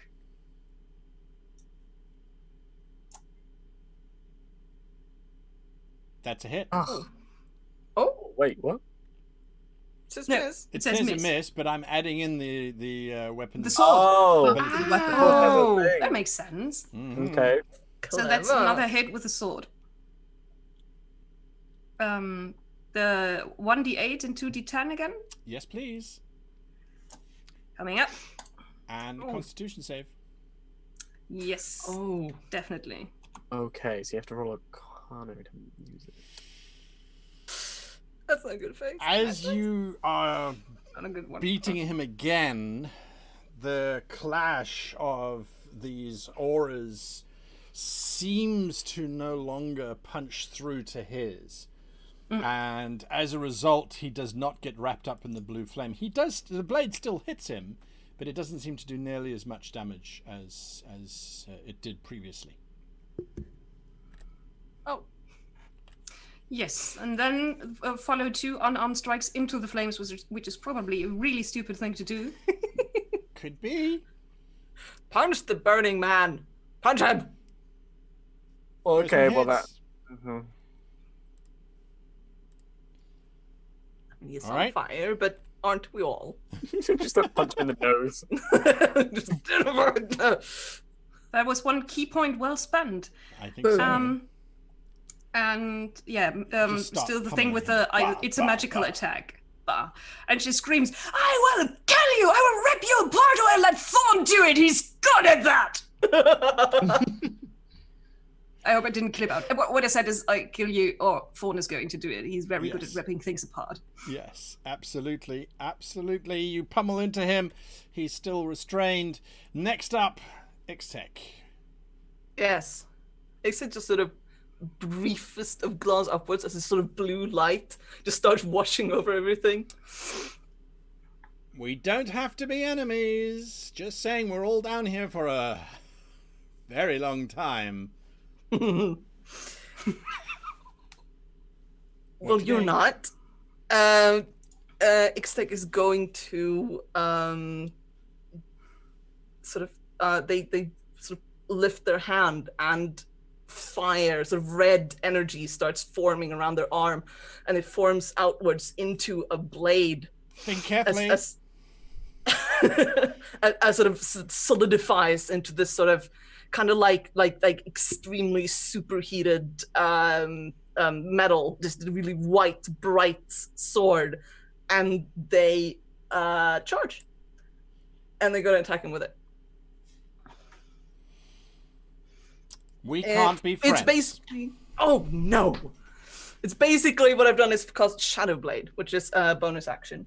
Lovely. Then I'm going to attack him with it. Make your attack. No. Okay, fine. Yeah. Oh. Oh my god. I'm going home now. This is amazing. I think I think like they're all dying. I'd better start rolling 20s. I think it's appropriate that they start doing it when Ixtec finally does something good. I think it's quite nice. Something good? That depends on your perspective. It does. It really does. No, But no mine's damage. right. So, third and fourth level spell slot damage is 3d8 psychic damage. Ah, So you know what? I'm just gonna take Ouch. the d8 here and click it 3 times and do this because no, that didn't work. Sorry. Okay, I'm just gonna do that because 17 damage. psychic damage. Yes. Ooh. Your blade cuts into Damnifer. He holds it. Et tu, Ixtec. He shouts at you. When was I ever on your side? It's true. Yeah, you're a devil. It's not a Like, betrayal when we were never friends. Your own kind. Ha! Well, you said it yourself. I'm new. I'm confused. It's excusable. Well, stop being confused. Ow! He says. Maybe in a minute. Stare up. You're going to attack again? Is that your option? I can't. Are you done? I can't. Okay. But if I could, I would. But I can't.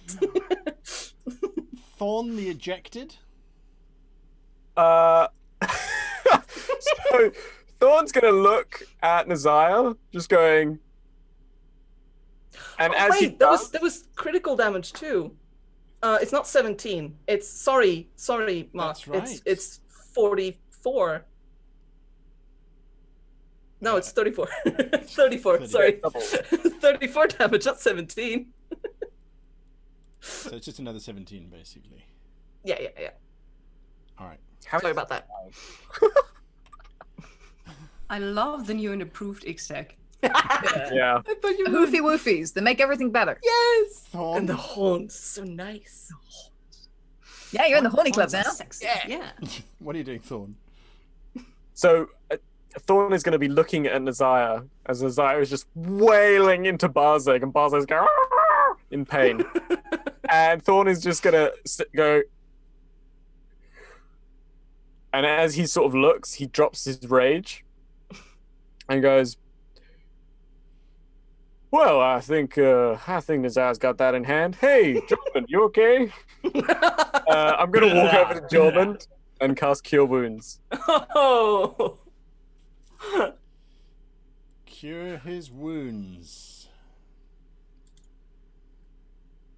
Don't cure him. He's a traitor. I didn't hear that. I was way out of it. Oh, I'm dead. Yeah, you're dead. So yes, that's what I'm going to do, All and then I can't do anything else. So that's the end of my turn. Okay. You But are wait, really... no. I need to Sorry? roll the Cure Wounds. Yeah. Sorry. That's what I was waiting for. I thought. Shall I roll it onto Jomond? Yes. Boop.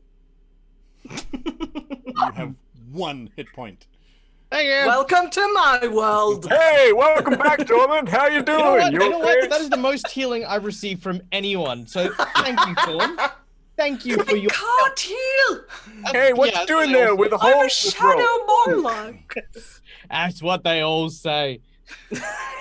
No, they're not all shadow monks. Ugh, I can't heal. I'm a wizard. Yeah. So Damnifer steps back and says, well, he doesn't step back. He's standing right next to you. If you want to play dirty, he says, and he pulls his fist back, and as he does, his fist just lights up in flame. I can play dirty, he says. And he swings at you and misses. That was the first one, he says, and he swings his other hand, which does hit you slightly. Ow. You got lots of hit points, right? Absorbed. I did. He's- I had 5 temporary hit points. You are lucky because you just lost them. He does take 5 fire damage, but I don't think it No, really does It anything. just wraps around him. This is pointless. We're not the enemy. The enemy is over there somewhere.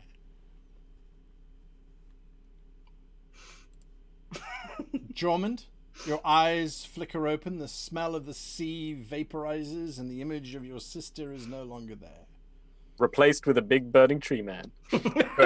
Hi. Yormund is relieved to be alive, but also even more enraged than he was a moment ago. He feels the closed wound in his neck, looks at Mai's unconscious body, and ponders things, which he doesn't do, because I have no reason to. Yormund's not vindictive. He thanks Thorn. Much, he says as he stabs it through the head. As he sort of stands up, I'm going to use my bonus action to use my remaining 15 lay on hand points to heal myself up a bit. All right. So I'm going to do that. 44. Yeah. I'll put you on there. All right. I look at Thorn, and I say, Thorn, there is a divide coming. And we cannot trust these angels. I've said that from the start. Will you stop me if I were to go with Damnifer? Yep. Well, then I am truly sorry. Yep. I'm going to attempt. I say attempt. I'm going to attempt to shove Thorn into the lava. But I'm a 7-foot tall tree. that's true. That's true. But I'm a 19 strength dragon. You might just become a 7-foot tall kindling. Yeah. I guess. Right. Okay, so I'm gonna try to do that. Empire. But to clarify, I'm not going to let go of him into the lava. What I'm going to do is I'm going to try and basically get it so that when he's over the edge, I'm going to try and place his hands on the ledge so he's, he doesn't plummet to his death. I hope. Mm-hmm. You're temporarily inconvenienced. Okay, Yeah, give me an really attack roll inconvenienced. against Thorn. That's the idea. All right. I can't drop things on Thorn. I'm just gonna. Wouldn't it be a grapple? We're getting there. Okay. We're getting there. I want him to hit you first. Oh, not like Which- that. I'm not. Not like that, you're not. Oh my God, Fantasy Hey, Grounds is you're looking at me still going. feeling pretty weak, No, huh? this is Okay. Dragon. Oh, you Screw okay? that guy. So you're trying to grapple with him, but He's a 7-foot tall tree. I'm like, Tree. get out of my way, Thorn. Bat your hand to go away. What are you Damn doing? it.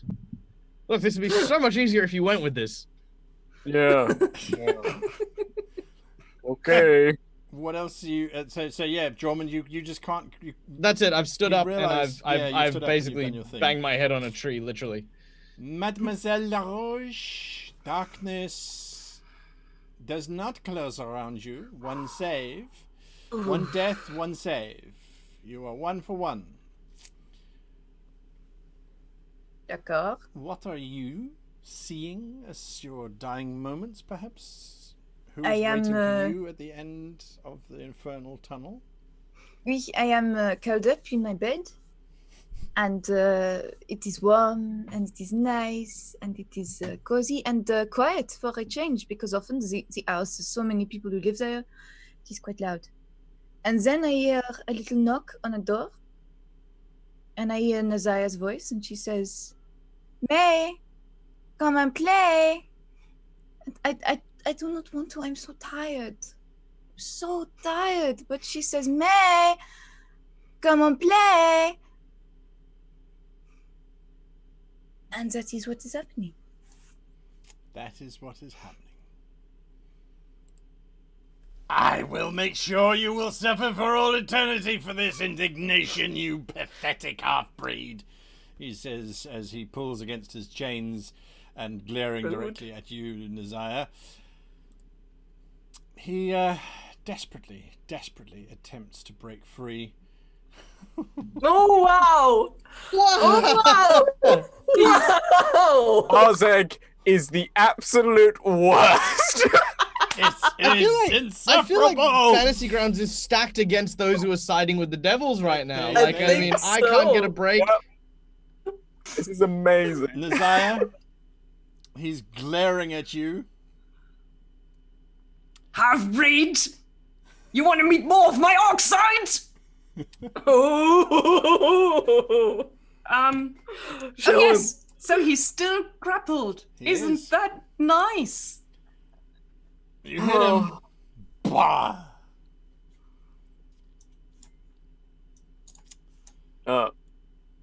And Constitution Oh. save. Constitution. Ouch. Oh! That's not good. Oh no! You are so lucky. You are so lucky.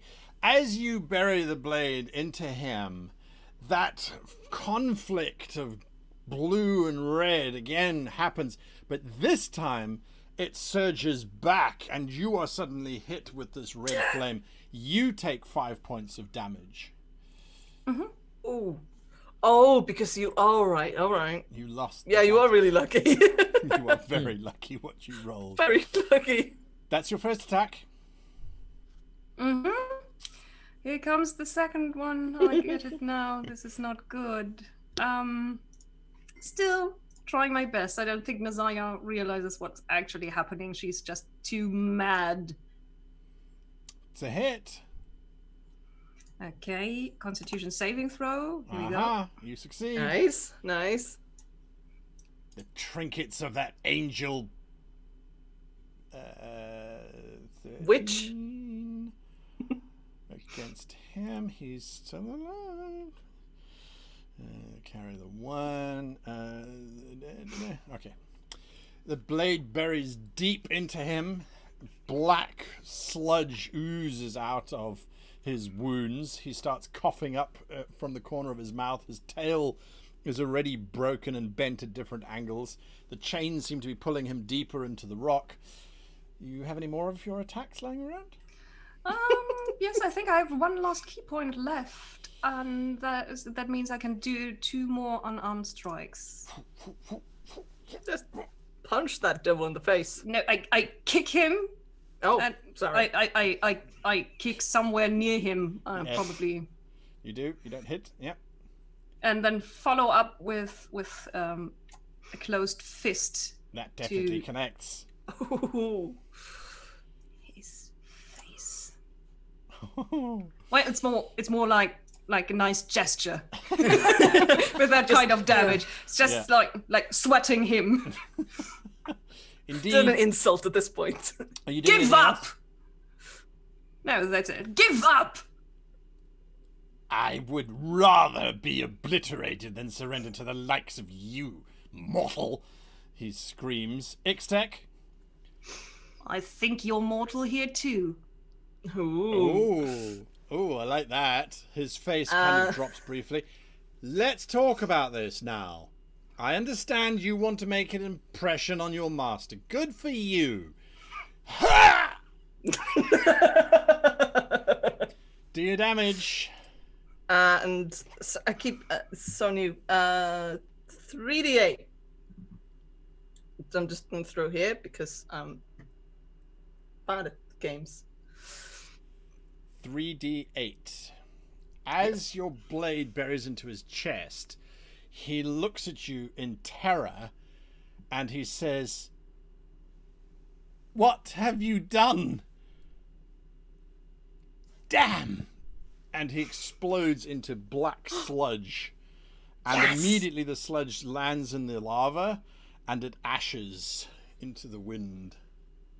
He did? Dude. He did. Woo! Dude. Ixtec drops the sword, which fades by the time it even hits the lava, and then they look back up. But they're not going to have time to do anything more this turn. Because I've used my action, so I can't do anything. I mean, I seriously doubt that starting to climb is a good idea because I'm just going to go fall down and hurt myself. Let's be honest. Let's be honest. I'm just going to wait until next turn because I can't get up there until then anyway. All right. Thorn? Well, perception check? okay, I guess I'll do that. Very perspective. Yep. You see exactly what you see. Okay.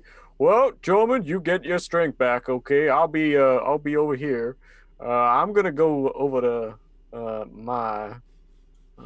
Hey, Mai, how you doing? You okay down there? Oh well, here, have some healing. I'm gonna cast Cure Wounds on Mai as well. Thank you. Give us your Cure Wounds roll. Whoop. Yay! You are alive. Oh, are we all Nazaya, alive? I'm coming. Jormund? I'm what job? Whoop. I'm Cast a going to. spell. I cast a spell, but I'm gonna move past May slightly, so I'm Oh, I just see. in range of Barzeg. Apologies. In range of Barzeg. Well, I'm in range. He's not in range of me. He's in your Alright. range. You're not in For his range. various tree purposes, range. How Yes. far away do you move from Barzeg? Well, like this let's say assumption's going 9 on here. foot. 9 feet away. Okay. All right. Great. You're 9 feet away from Barzeg. Yep. Jormund? Yormund,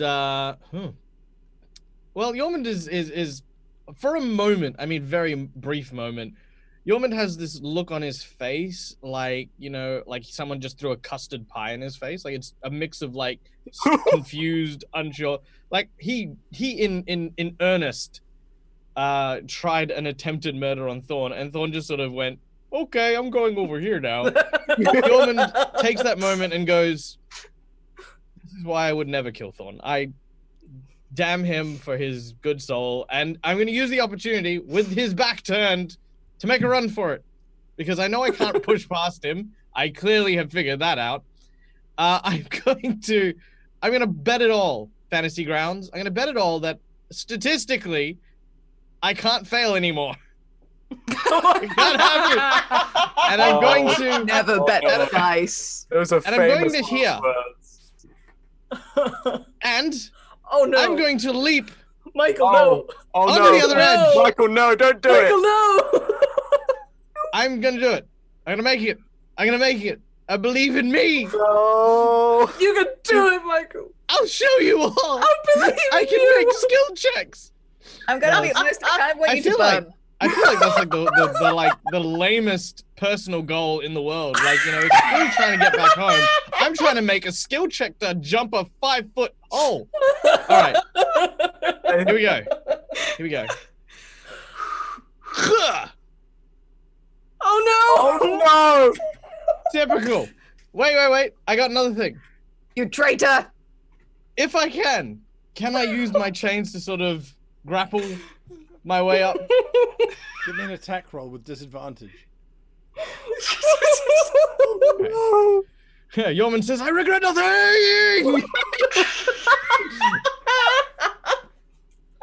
Oh, this All right. is so bad. 17. With disadvantage. 7. Yeah. No, it's 17 with disadvantage. 7 was my Okay. acrobatics. Oh, sorry. Sorry, I beg your pardon. Ooh, You sail into oblivion, No. but attempt to use your chains to stabilize your fall. It doesn't pull you all the way across. You're now hanging a mere 3 foot above the very, very Hollywood-esque lava, Okay. which only burns on contact, because we all know that's how it works. And so yes, that is where you are hanging precariously. However, I should indicate that all of a sudden it feels as if your mouth is full of ash, and the area around you is now hot and slightly scratchy. Give me a Constitution saving throw. No! Never. Damn you, Damnifer! Oh, that's right. The deal. I just got it. All right, I here we just go. got it. Wait. You're okay. You don't suffer fatigue just yet, but you might. We're going to leave you hanging there as we go to Mademoiselle Rouge. Yes, Thorn? So let me just set the scene a little bit more. So I've turned away and I'm looking at Barzeg. And May you has hear just I regret nothing. woken up, Mhm. and Nazaya is like just completely absorbed. Have we even noticed that he's run off and jumped away? Probably not. No. And now he's Probably. below, right? He's jumped into Yeah. a So I've basically Batmaned on you. That's what Right. it comes down to. This is the Batman Jim Gordon moment. I hate when he does that. Mademoiselle Rouge? I hate when I do so this. I wake up. I assume now my mouth tastes of ash. It does indeed. Everything I is assume- harsh. Would you like me to make a Constitution Ah, oui, saving? monsieur. Madame. Then that is what I will do. Wish me luck. Yeah, you're okay. You're okay, but it's not comfortable at all. I hate this place. Oh, hey, man. Nazaya? Son, what is happening? Where is... Wait. Damnifer? What happened to Damnifer? Oh, no, we ran off. Zariel! Zariel!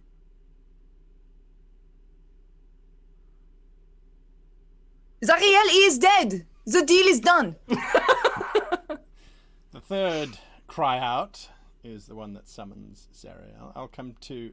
Is she add- Beetlejuice? You Is she surprise. Sorry, no, I'm good. I'm not here. I'm not inside. There is. Don't know why they've done that. Anyway, there is a blinding flash of light as Zariel appears in front of you, her wings fluttering and closing around. What else are you doing? Oh, can I do other things? Cool. Yes. Okay. I am going to look up at Zariel. I'm assuming I'm still on my bum. Mhm. I'm fine with this. The deal is done. He is dead. Save her. Send her back. Zariel nods, and you see she sheds a single tear. It rolls down the side of her cheek. And she simply looks at you, May, and she says, "Thank you." And Nazaya vanishes.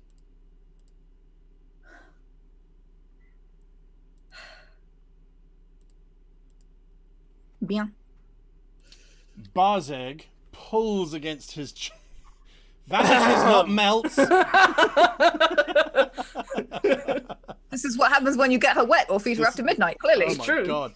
Barzeg is busy pulling against his chains. Interfering angel of putrefaction. He's shouting it at Zariel, who's now appeared.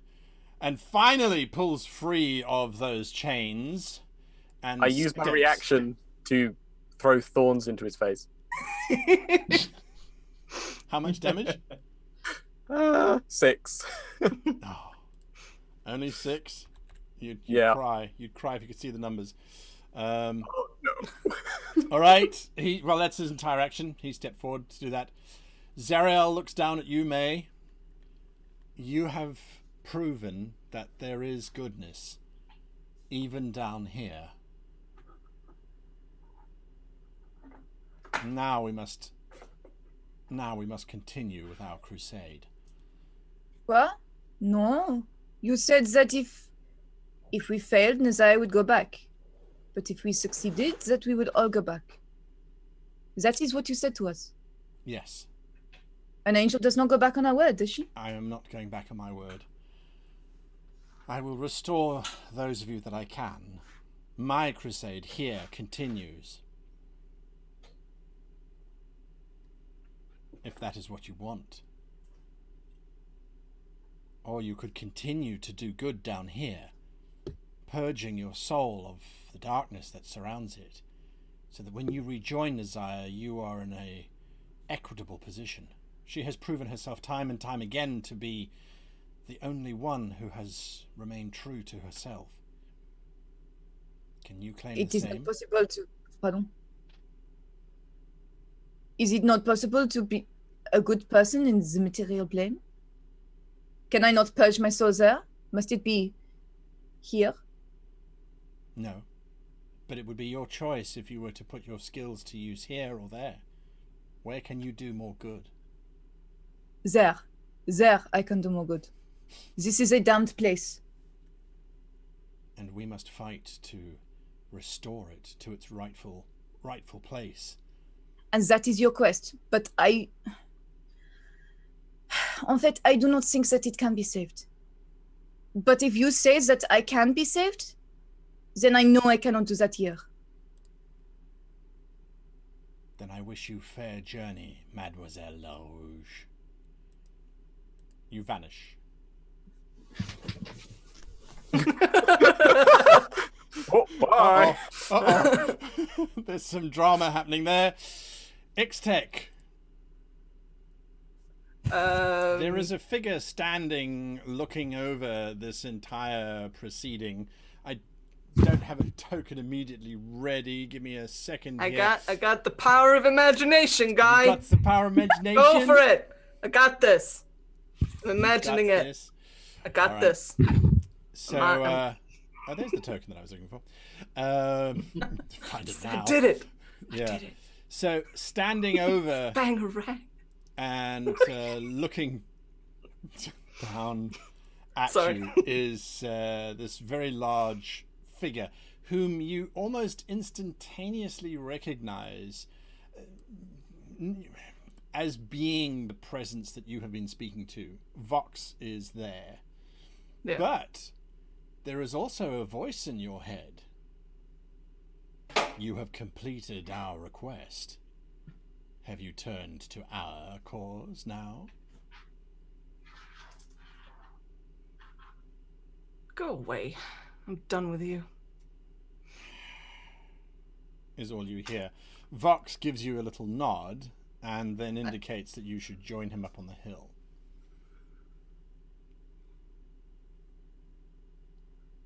I sort of say quietly myself, I'm not done just yet. I still got something up my sleeve. And I'm going to cast Dimension Door. Okay? Which basically, Ace just sort of goes this, and then these just sort of sink into the lava. Exactly. And then up here, just sort of blah, a sort of lava-filled hole appears, and Ixta just rises out of the ground behind Barsek.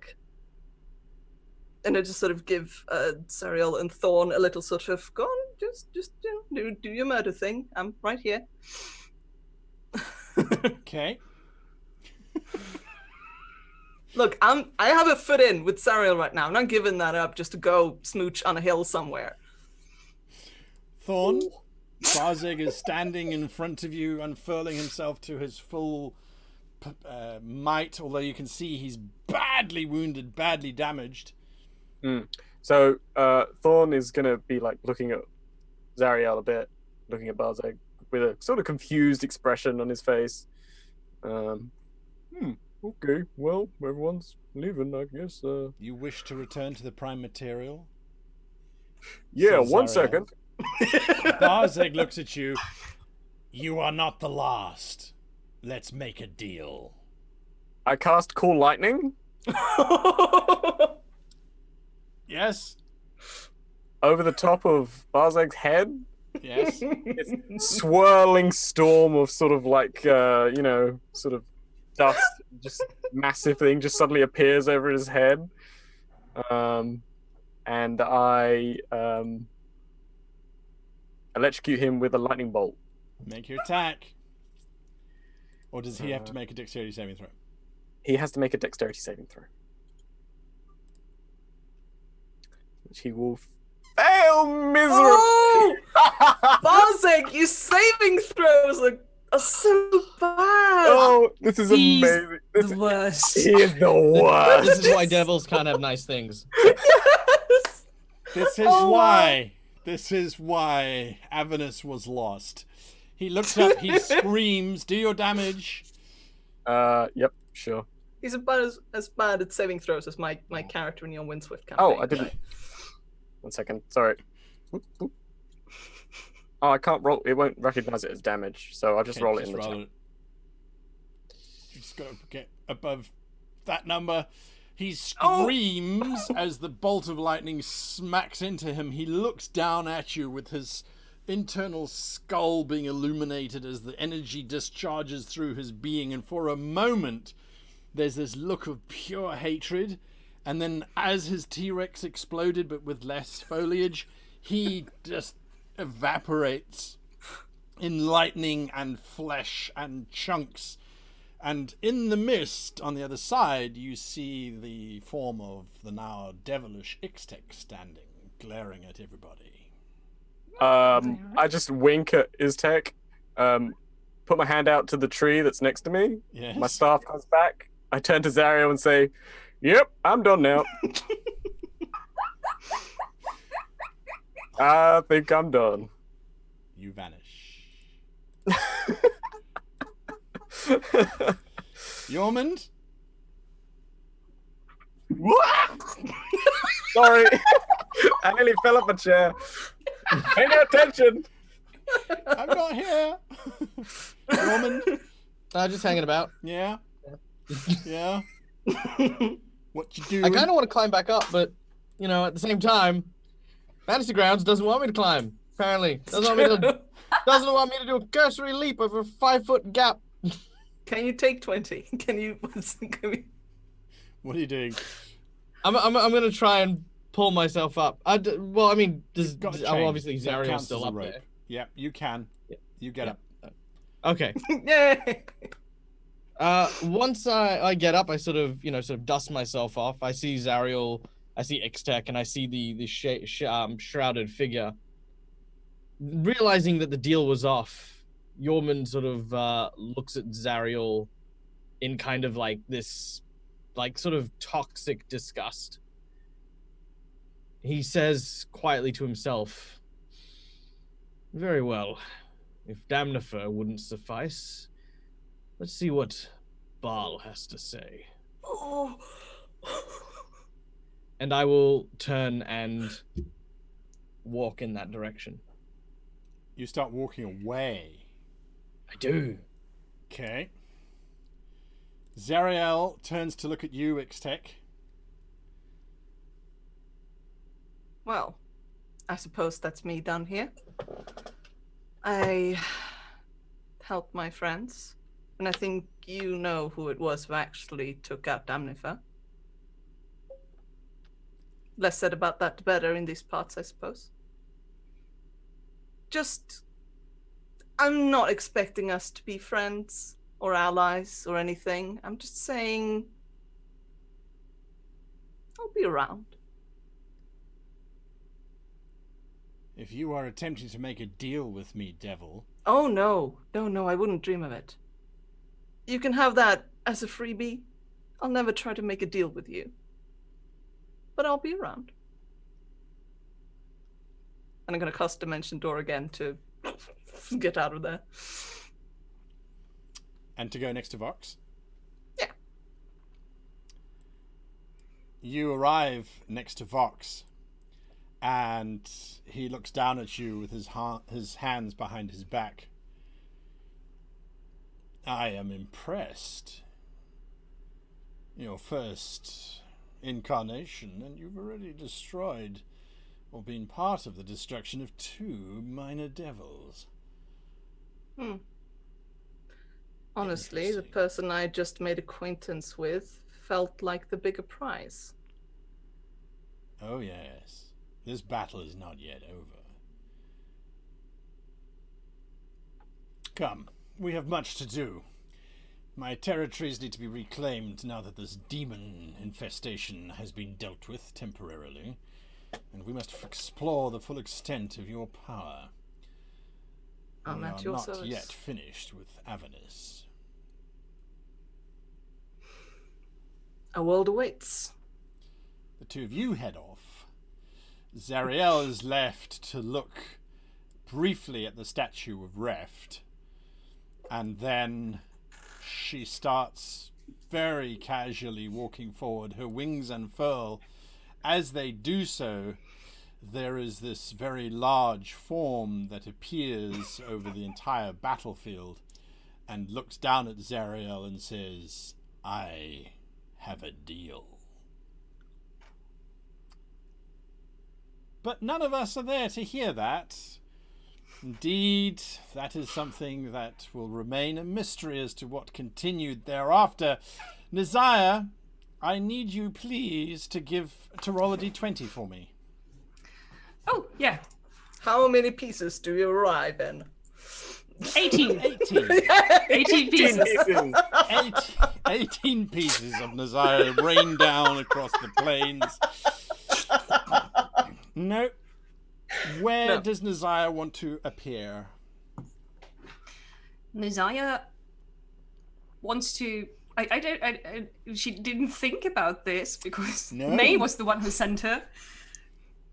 So she probably appears right in the marketplace where she was supposed to be hanged. Oh no. With a angel sword in her hand and a very confused look on her face. There we go. That's where you appear. The crowd is busy staring. There is general chaos and panic as people are going, where did they go? The priest is going, am I done now? Or are they dead? Admiral Tarquin is busy sort of strutting forward, asking questions. I want everyone to search the city. They can't have gone very far. That's what he's busy saying. Someone's going, I don't get it. Where'd they go? From the central crowd is this loud voice high up as this pandemonium is going on.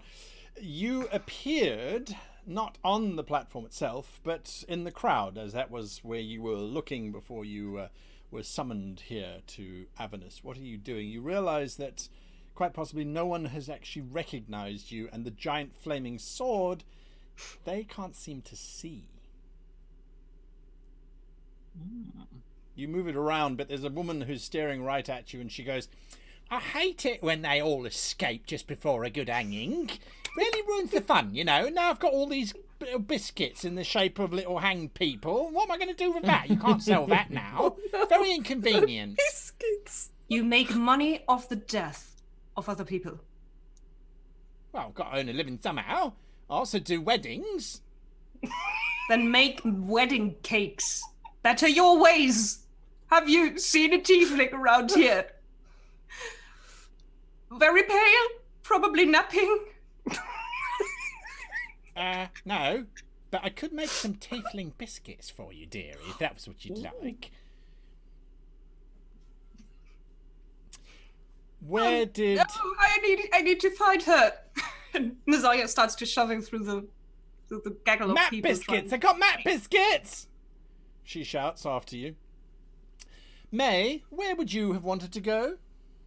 Well, where Nizaya was.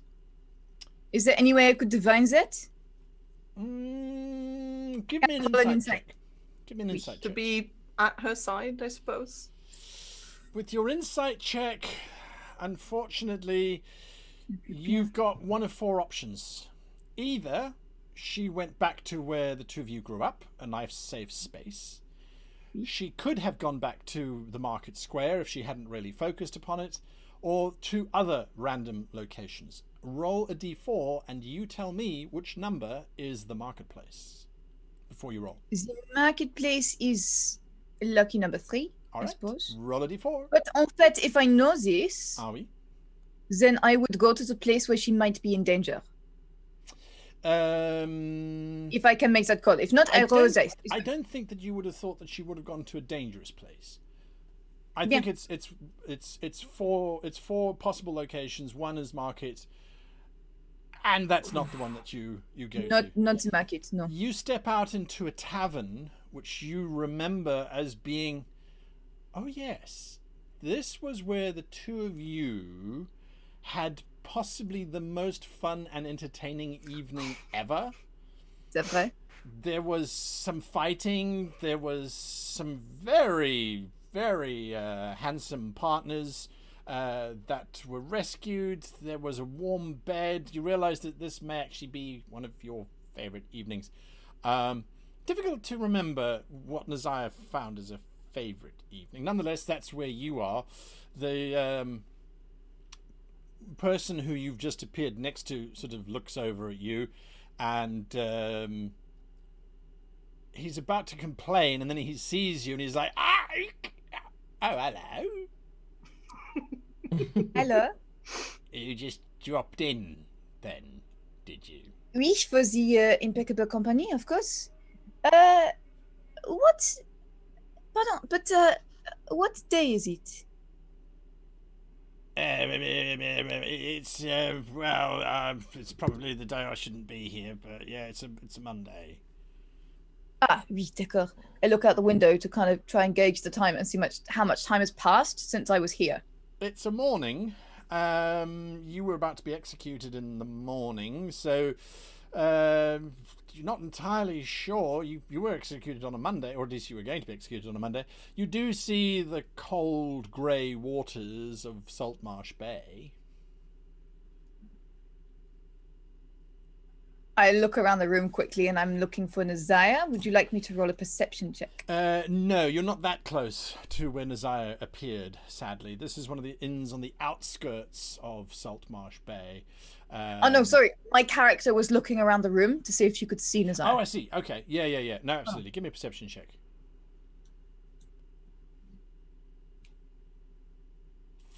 I think I can see that she is not here. You can definitely see that she's not here, but there is also a very badly painted portrait hanging on the wall.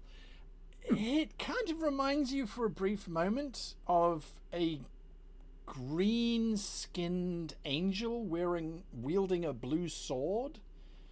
Intéressant. And a very pale-skinned, red-haired individual, but they're in very different places. The angel is on a mountain fighting these giant monsters.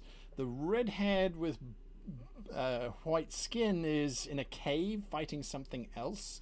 They kind of split. D'accord.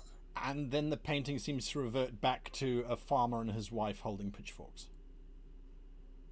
Ah oui, that's a Thorn. chestnut. Roll a Hello. d20. Well, where would Thorn want to go? Well, I think Thorn. Well, so Thorn would probably want to go back to the town that he massacred. Yes. What? You are standing in the embers of the ruined town at the moment of massacring them, or present day, so a few years later? No, well, you see, Thorn is a few hundred years old, so this was quite a long time ago. Yes. So he's probably going to go back to it in the present day, but Okay.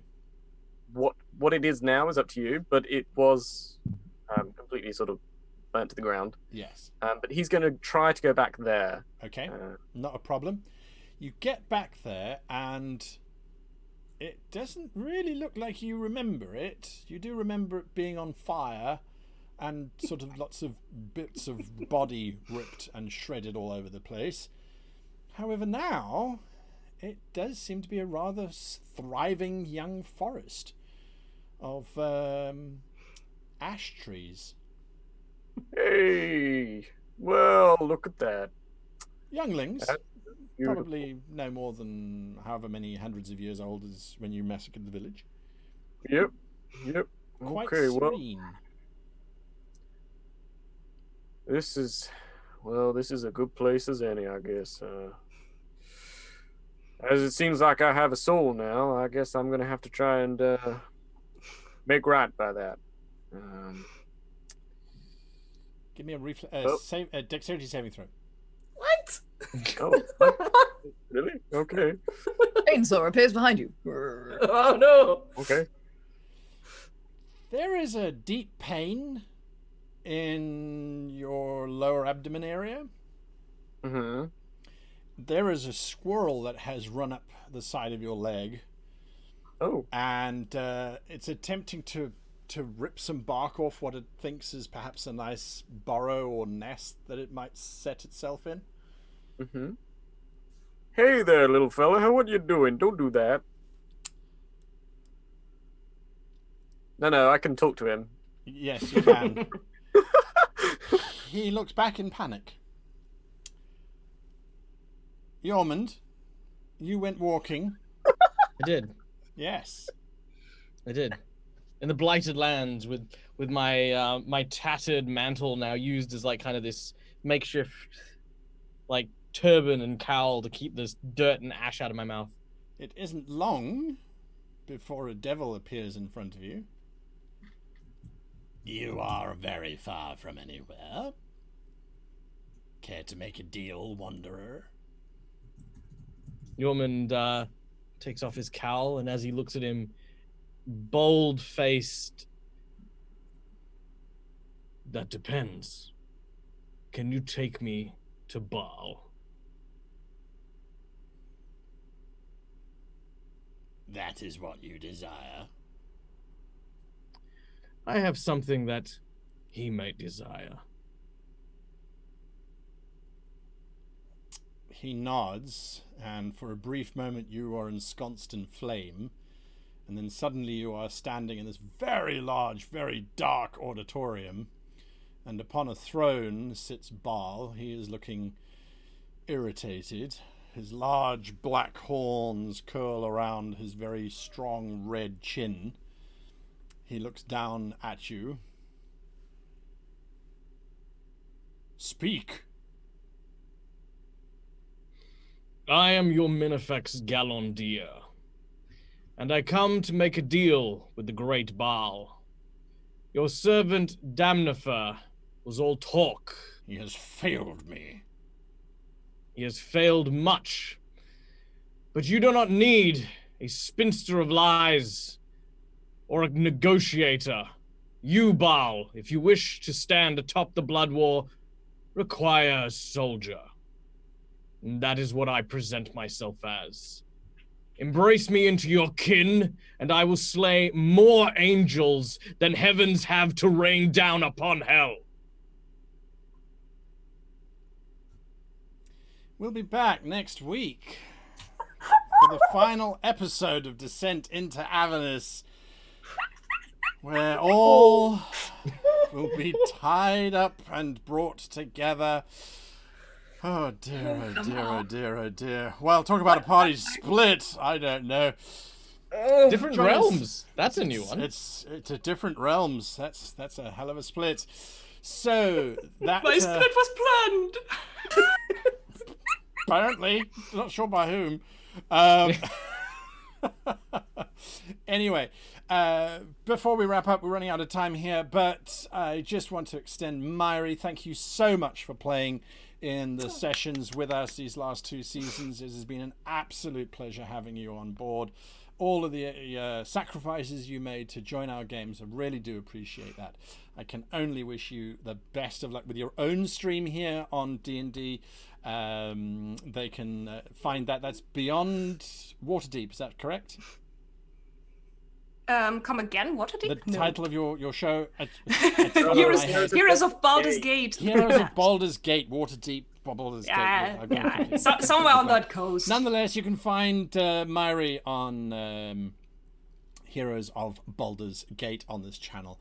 Check out that. It's a lot of fun. Anyway, Myri, thank you so much for being part of Thank you for having me. I'm sorry I have to skip the last session because the show was pushed back.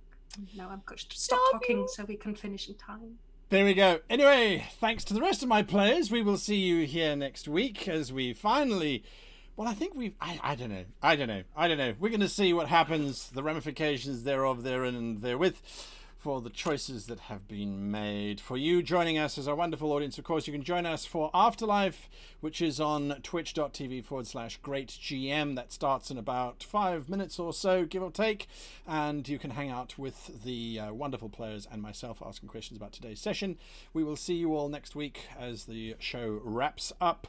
To our wonderful sponsors, World Anvil, World Aggregator of Choice, Dungeon Fog supplying us with these beautiful maps, Fantasy Grounds providing my players with natural 20s and me with natural 1s, and of course to the Leather Lair. So until next time, I wish you and yours the very happiest of playing.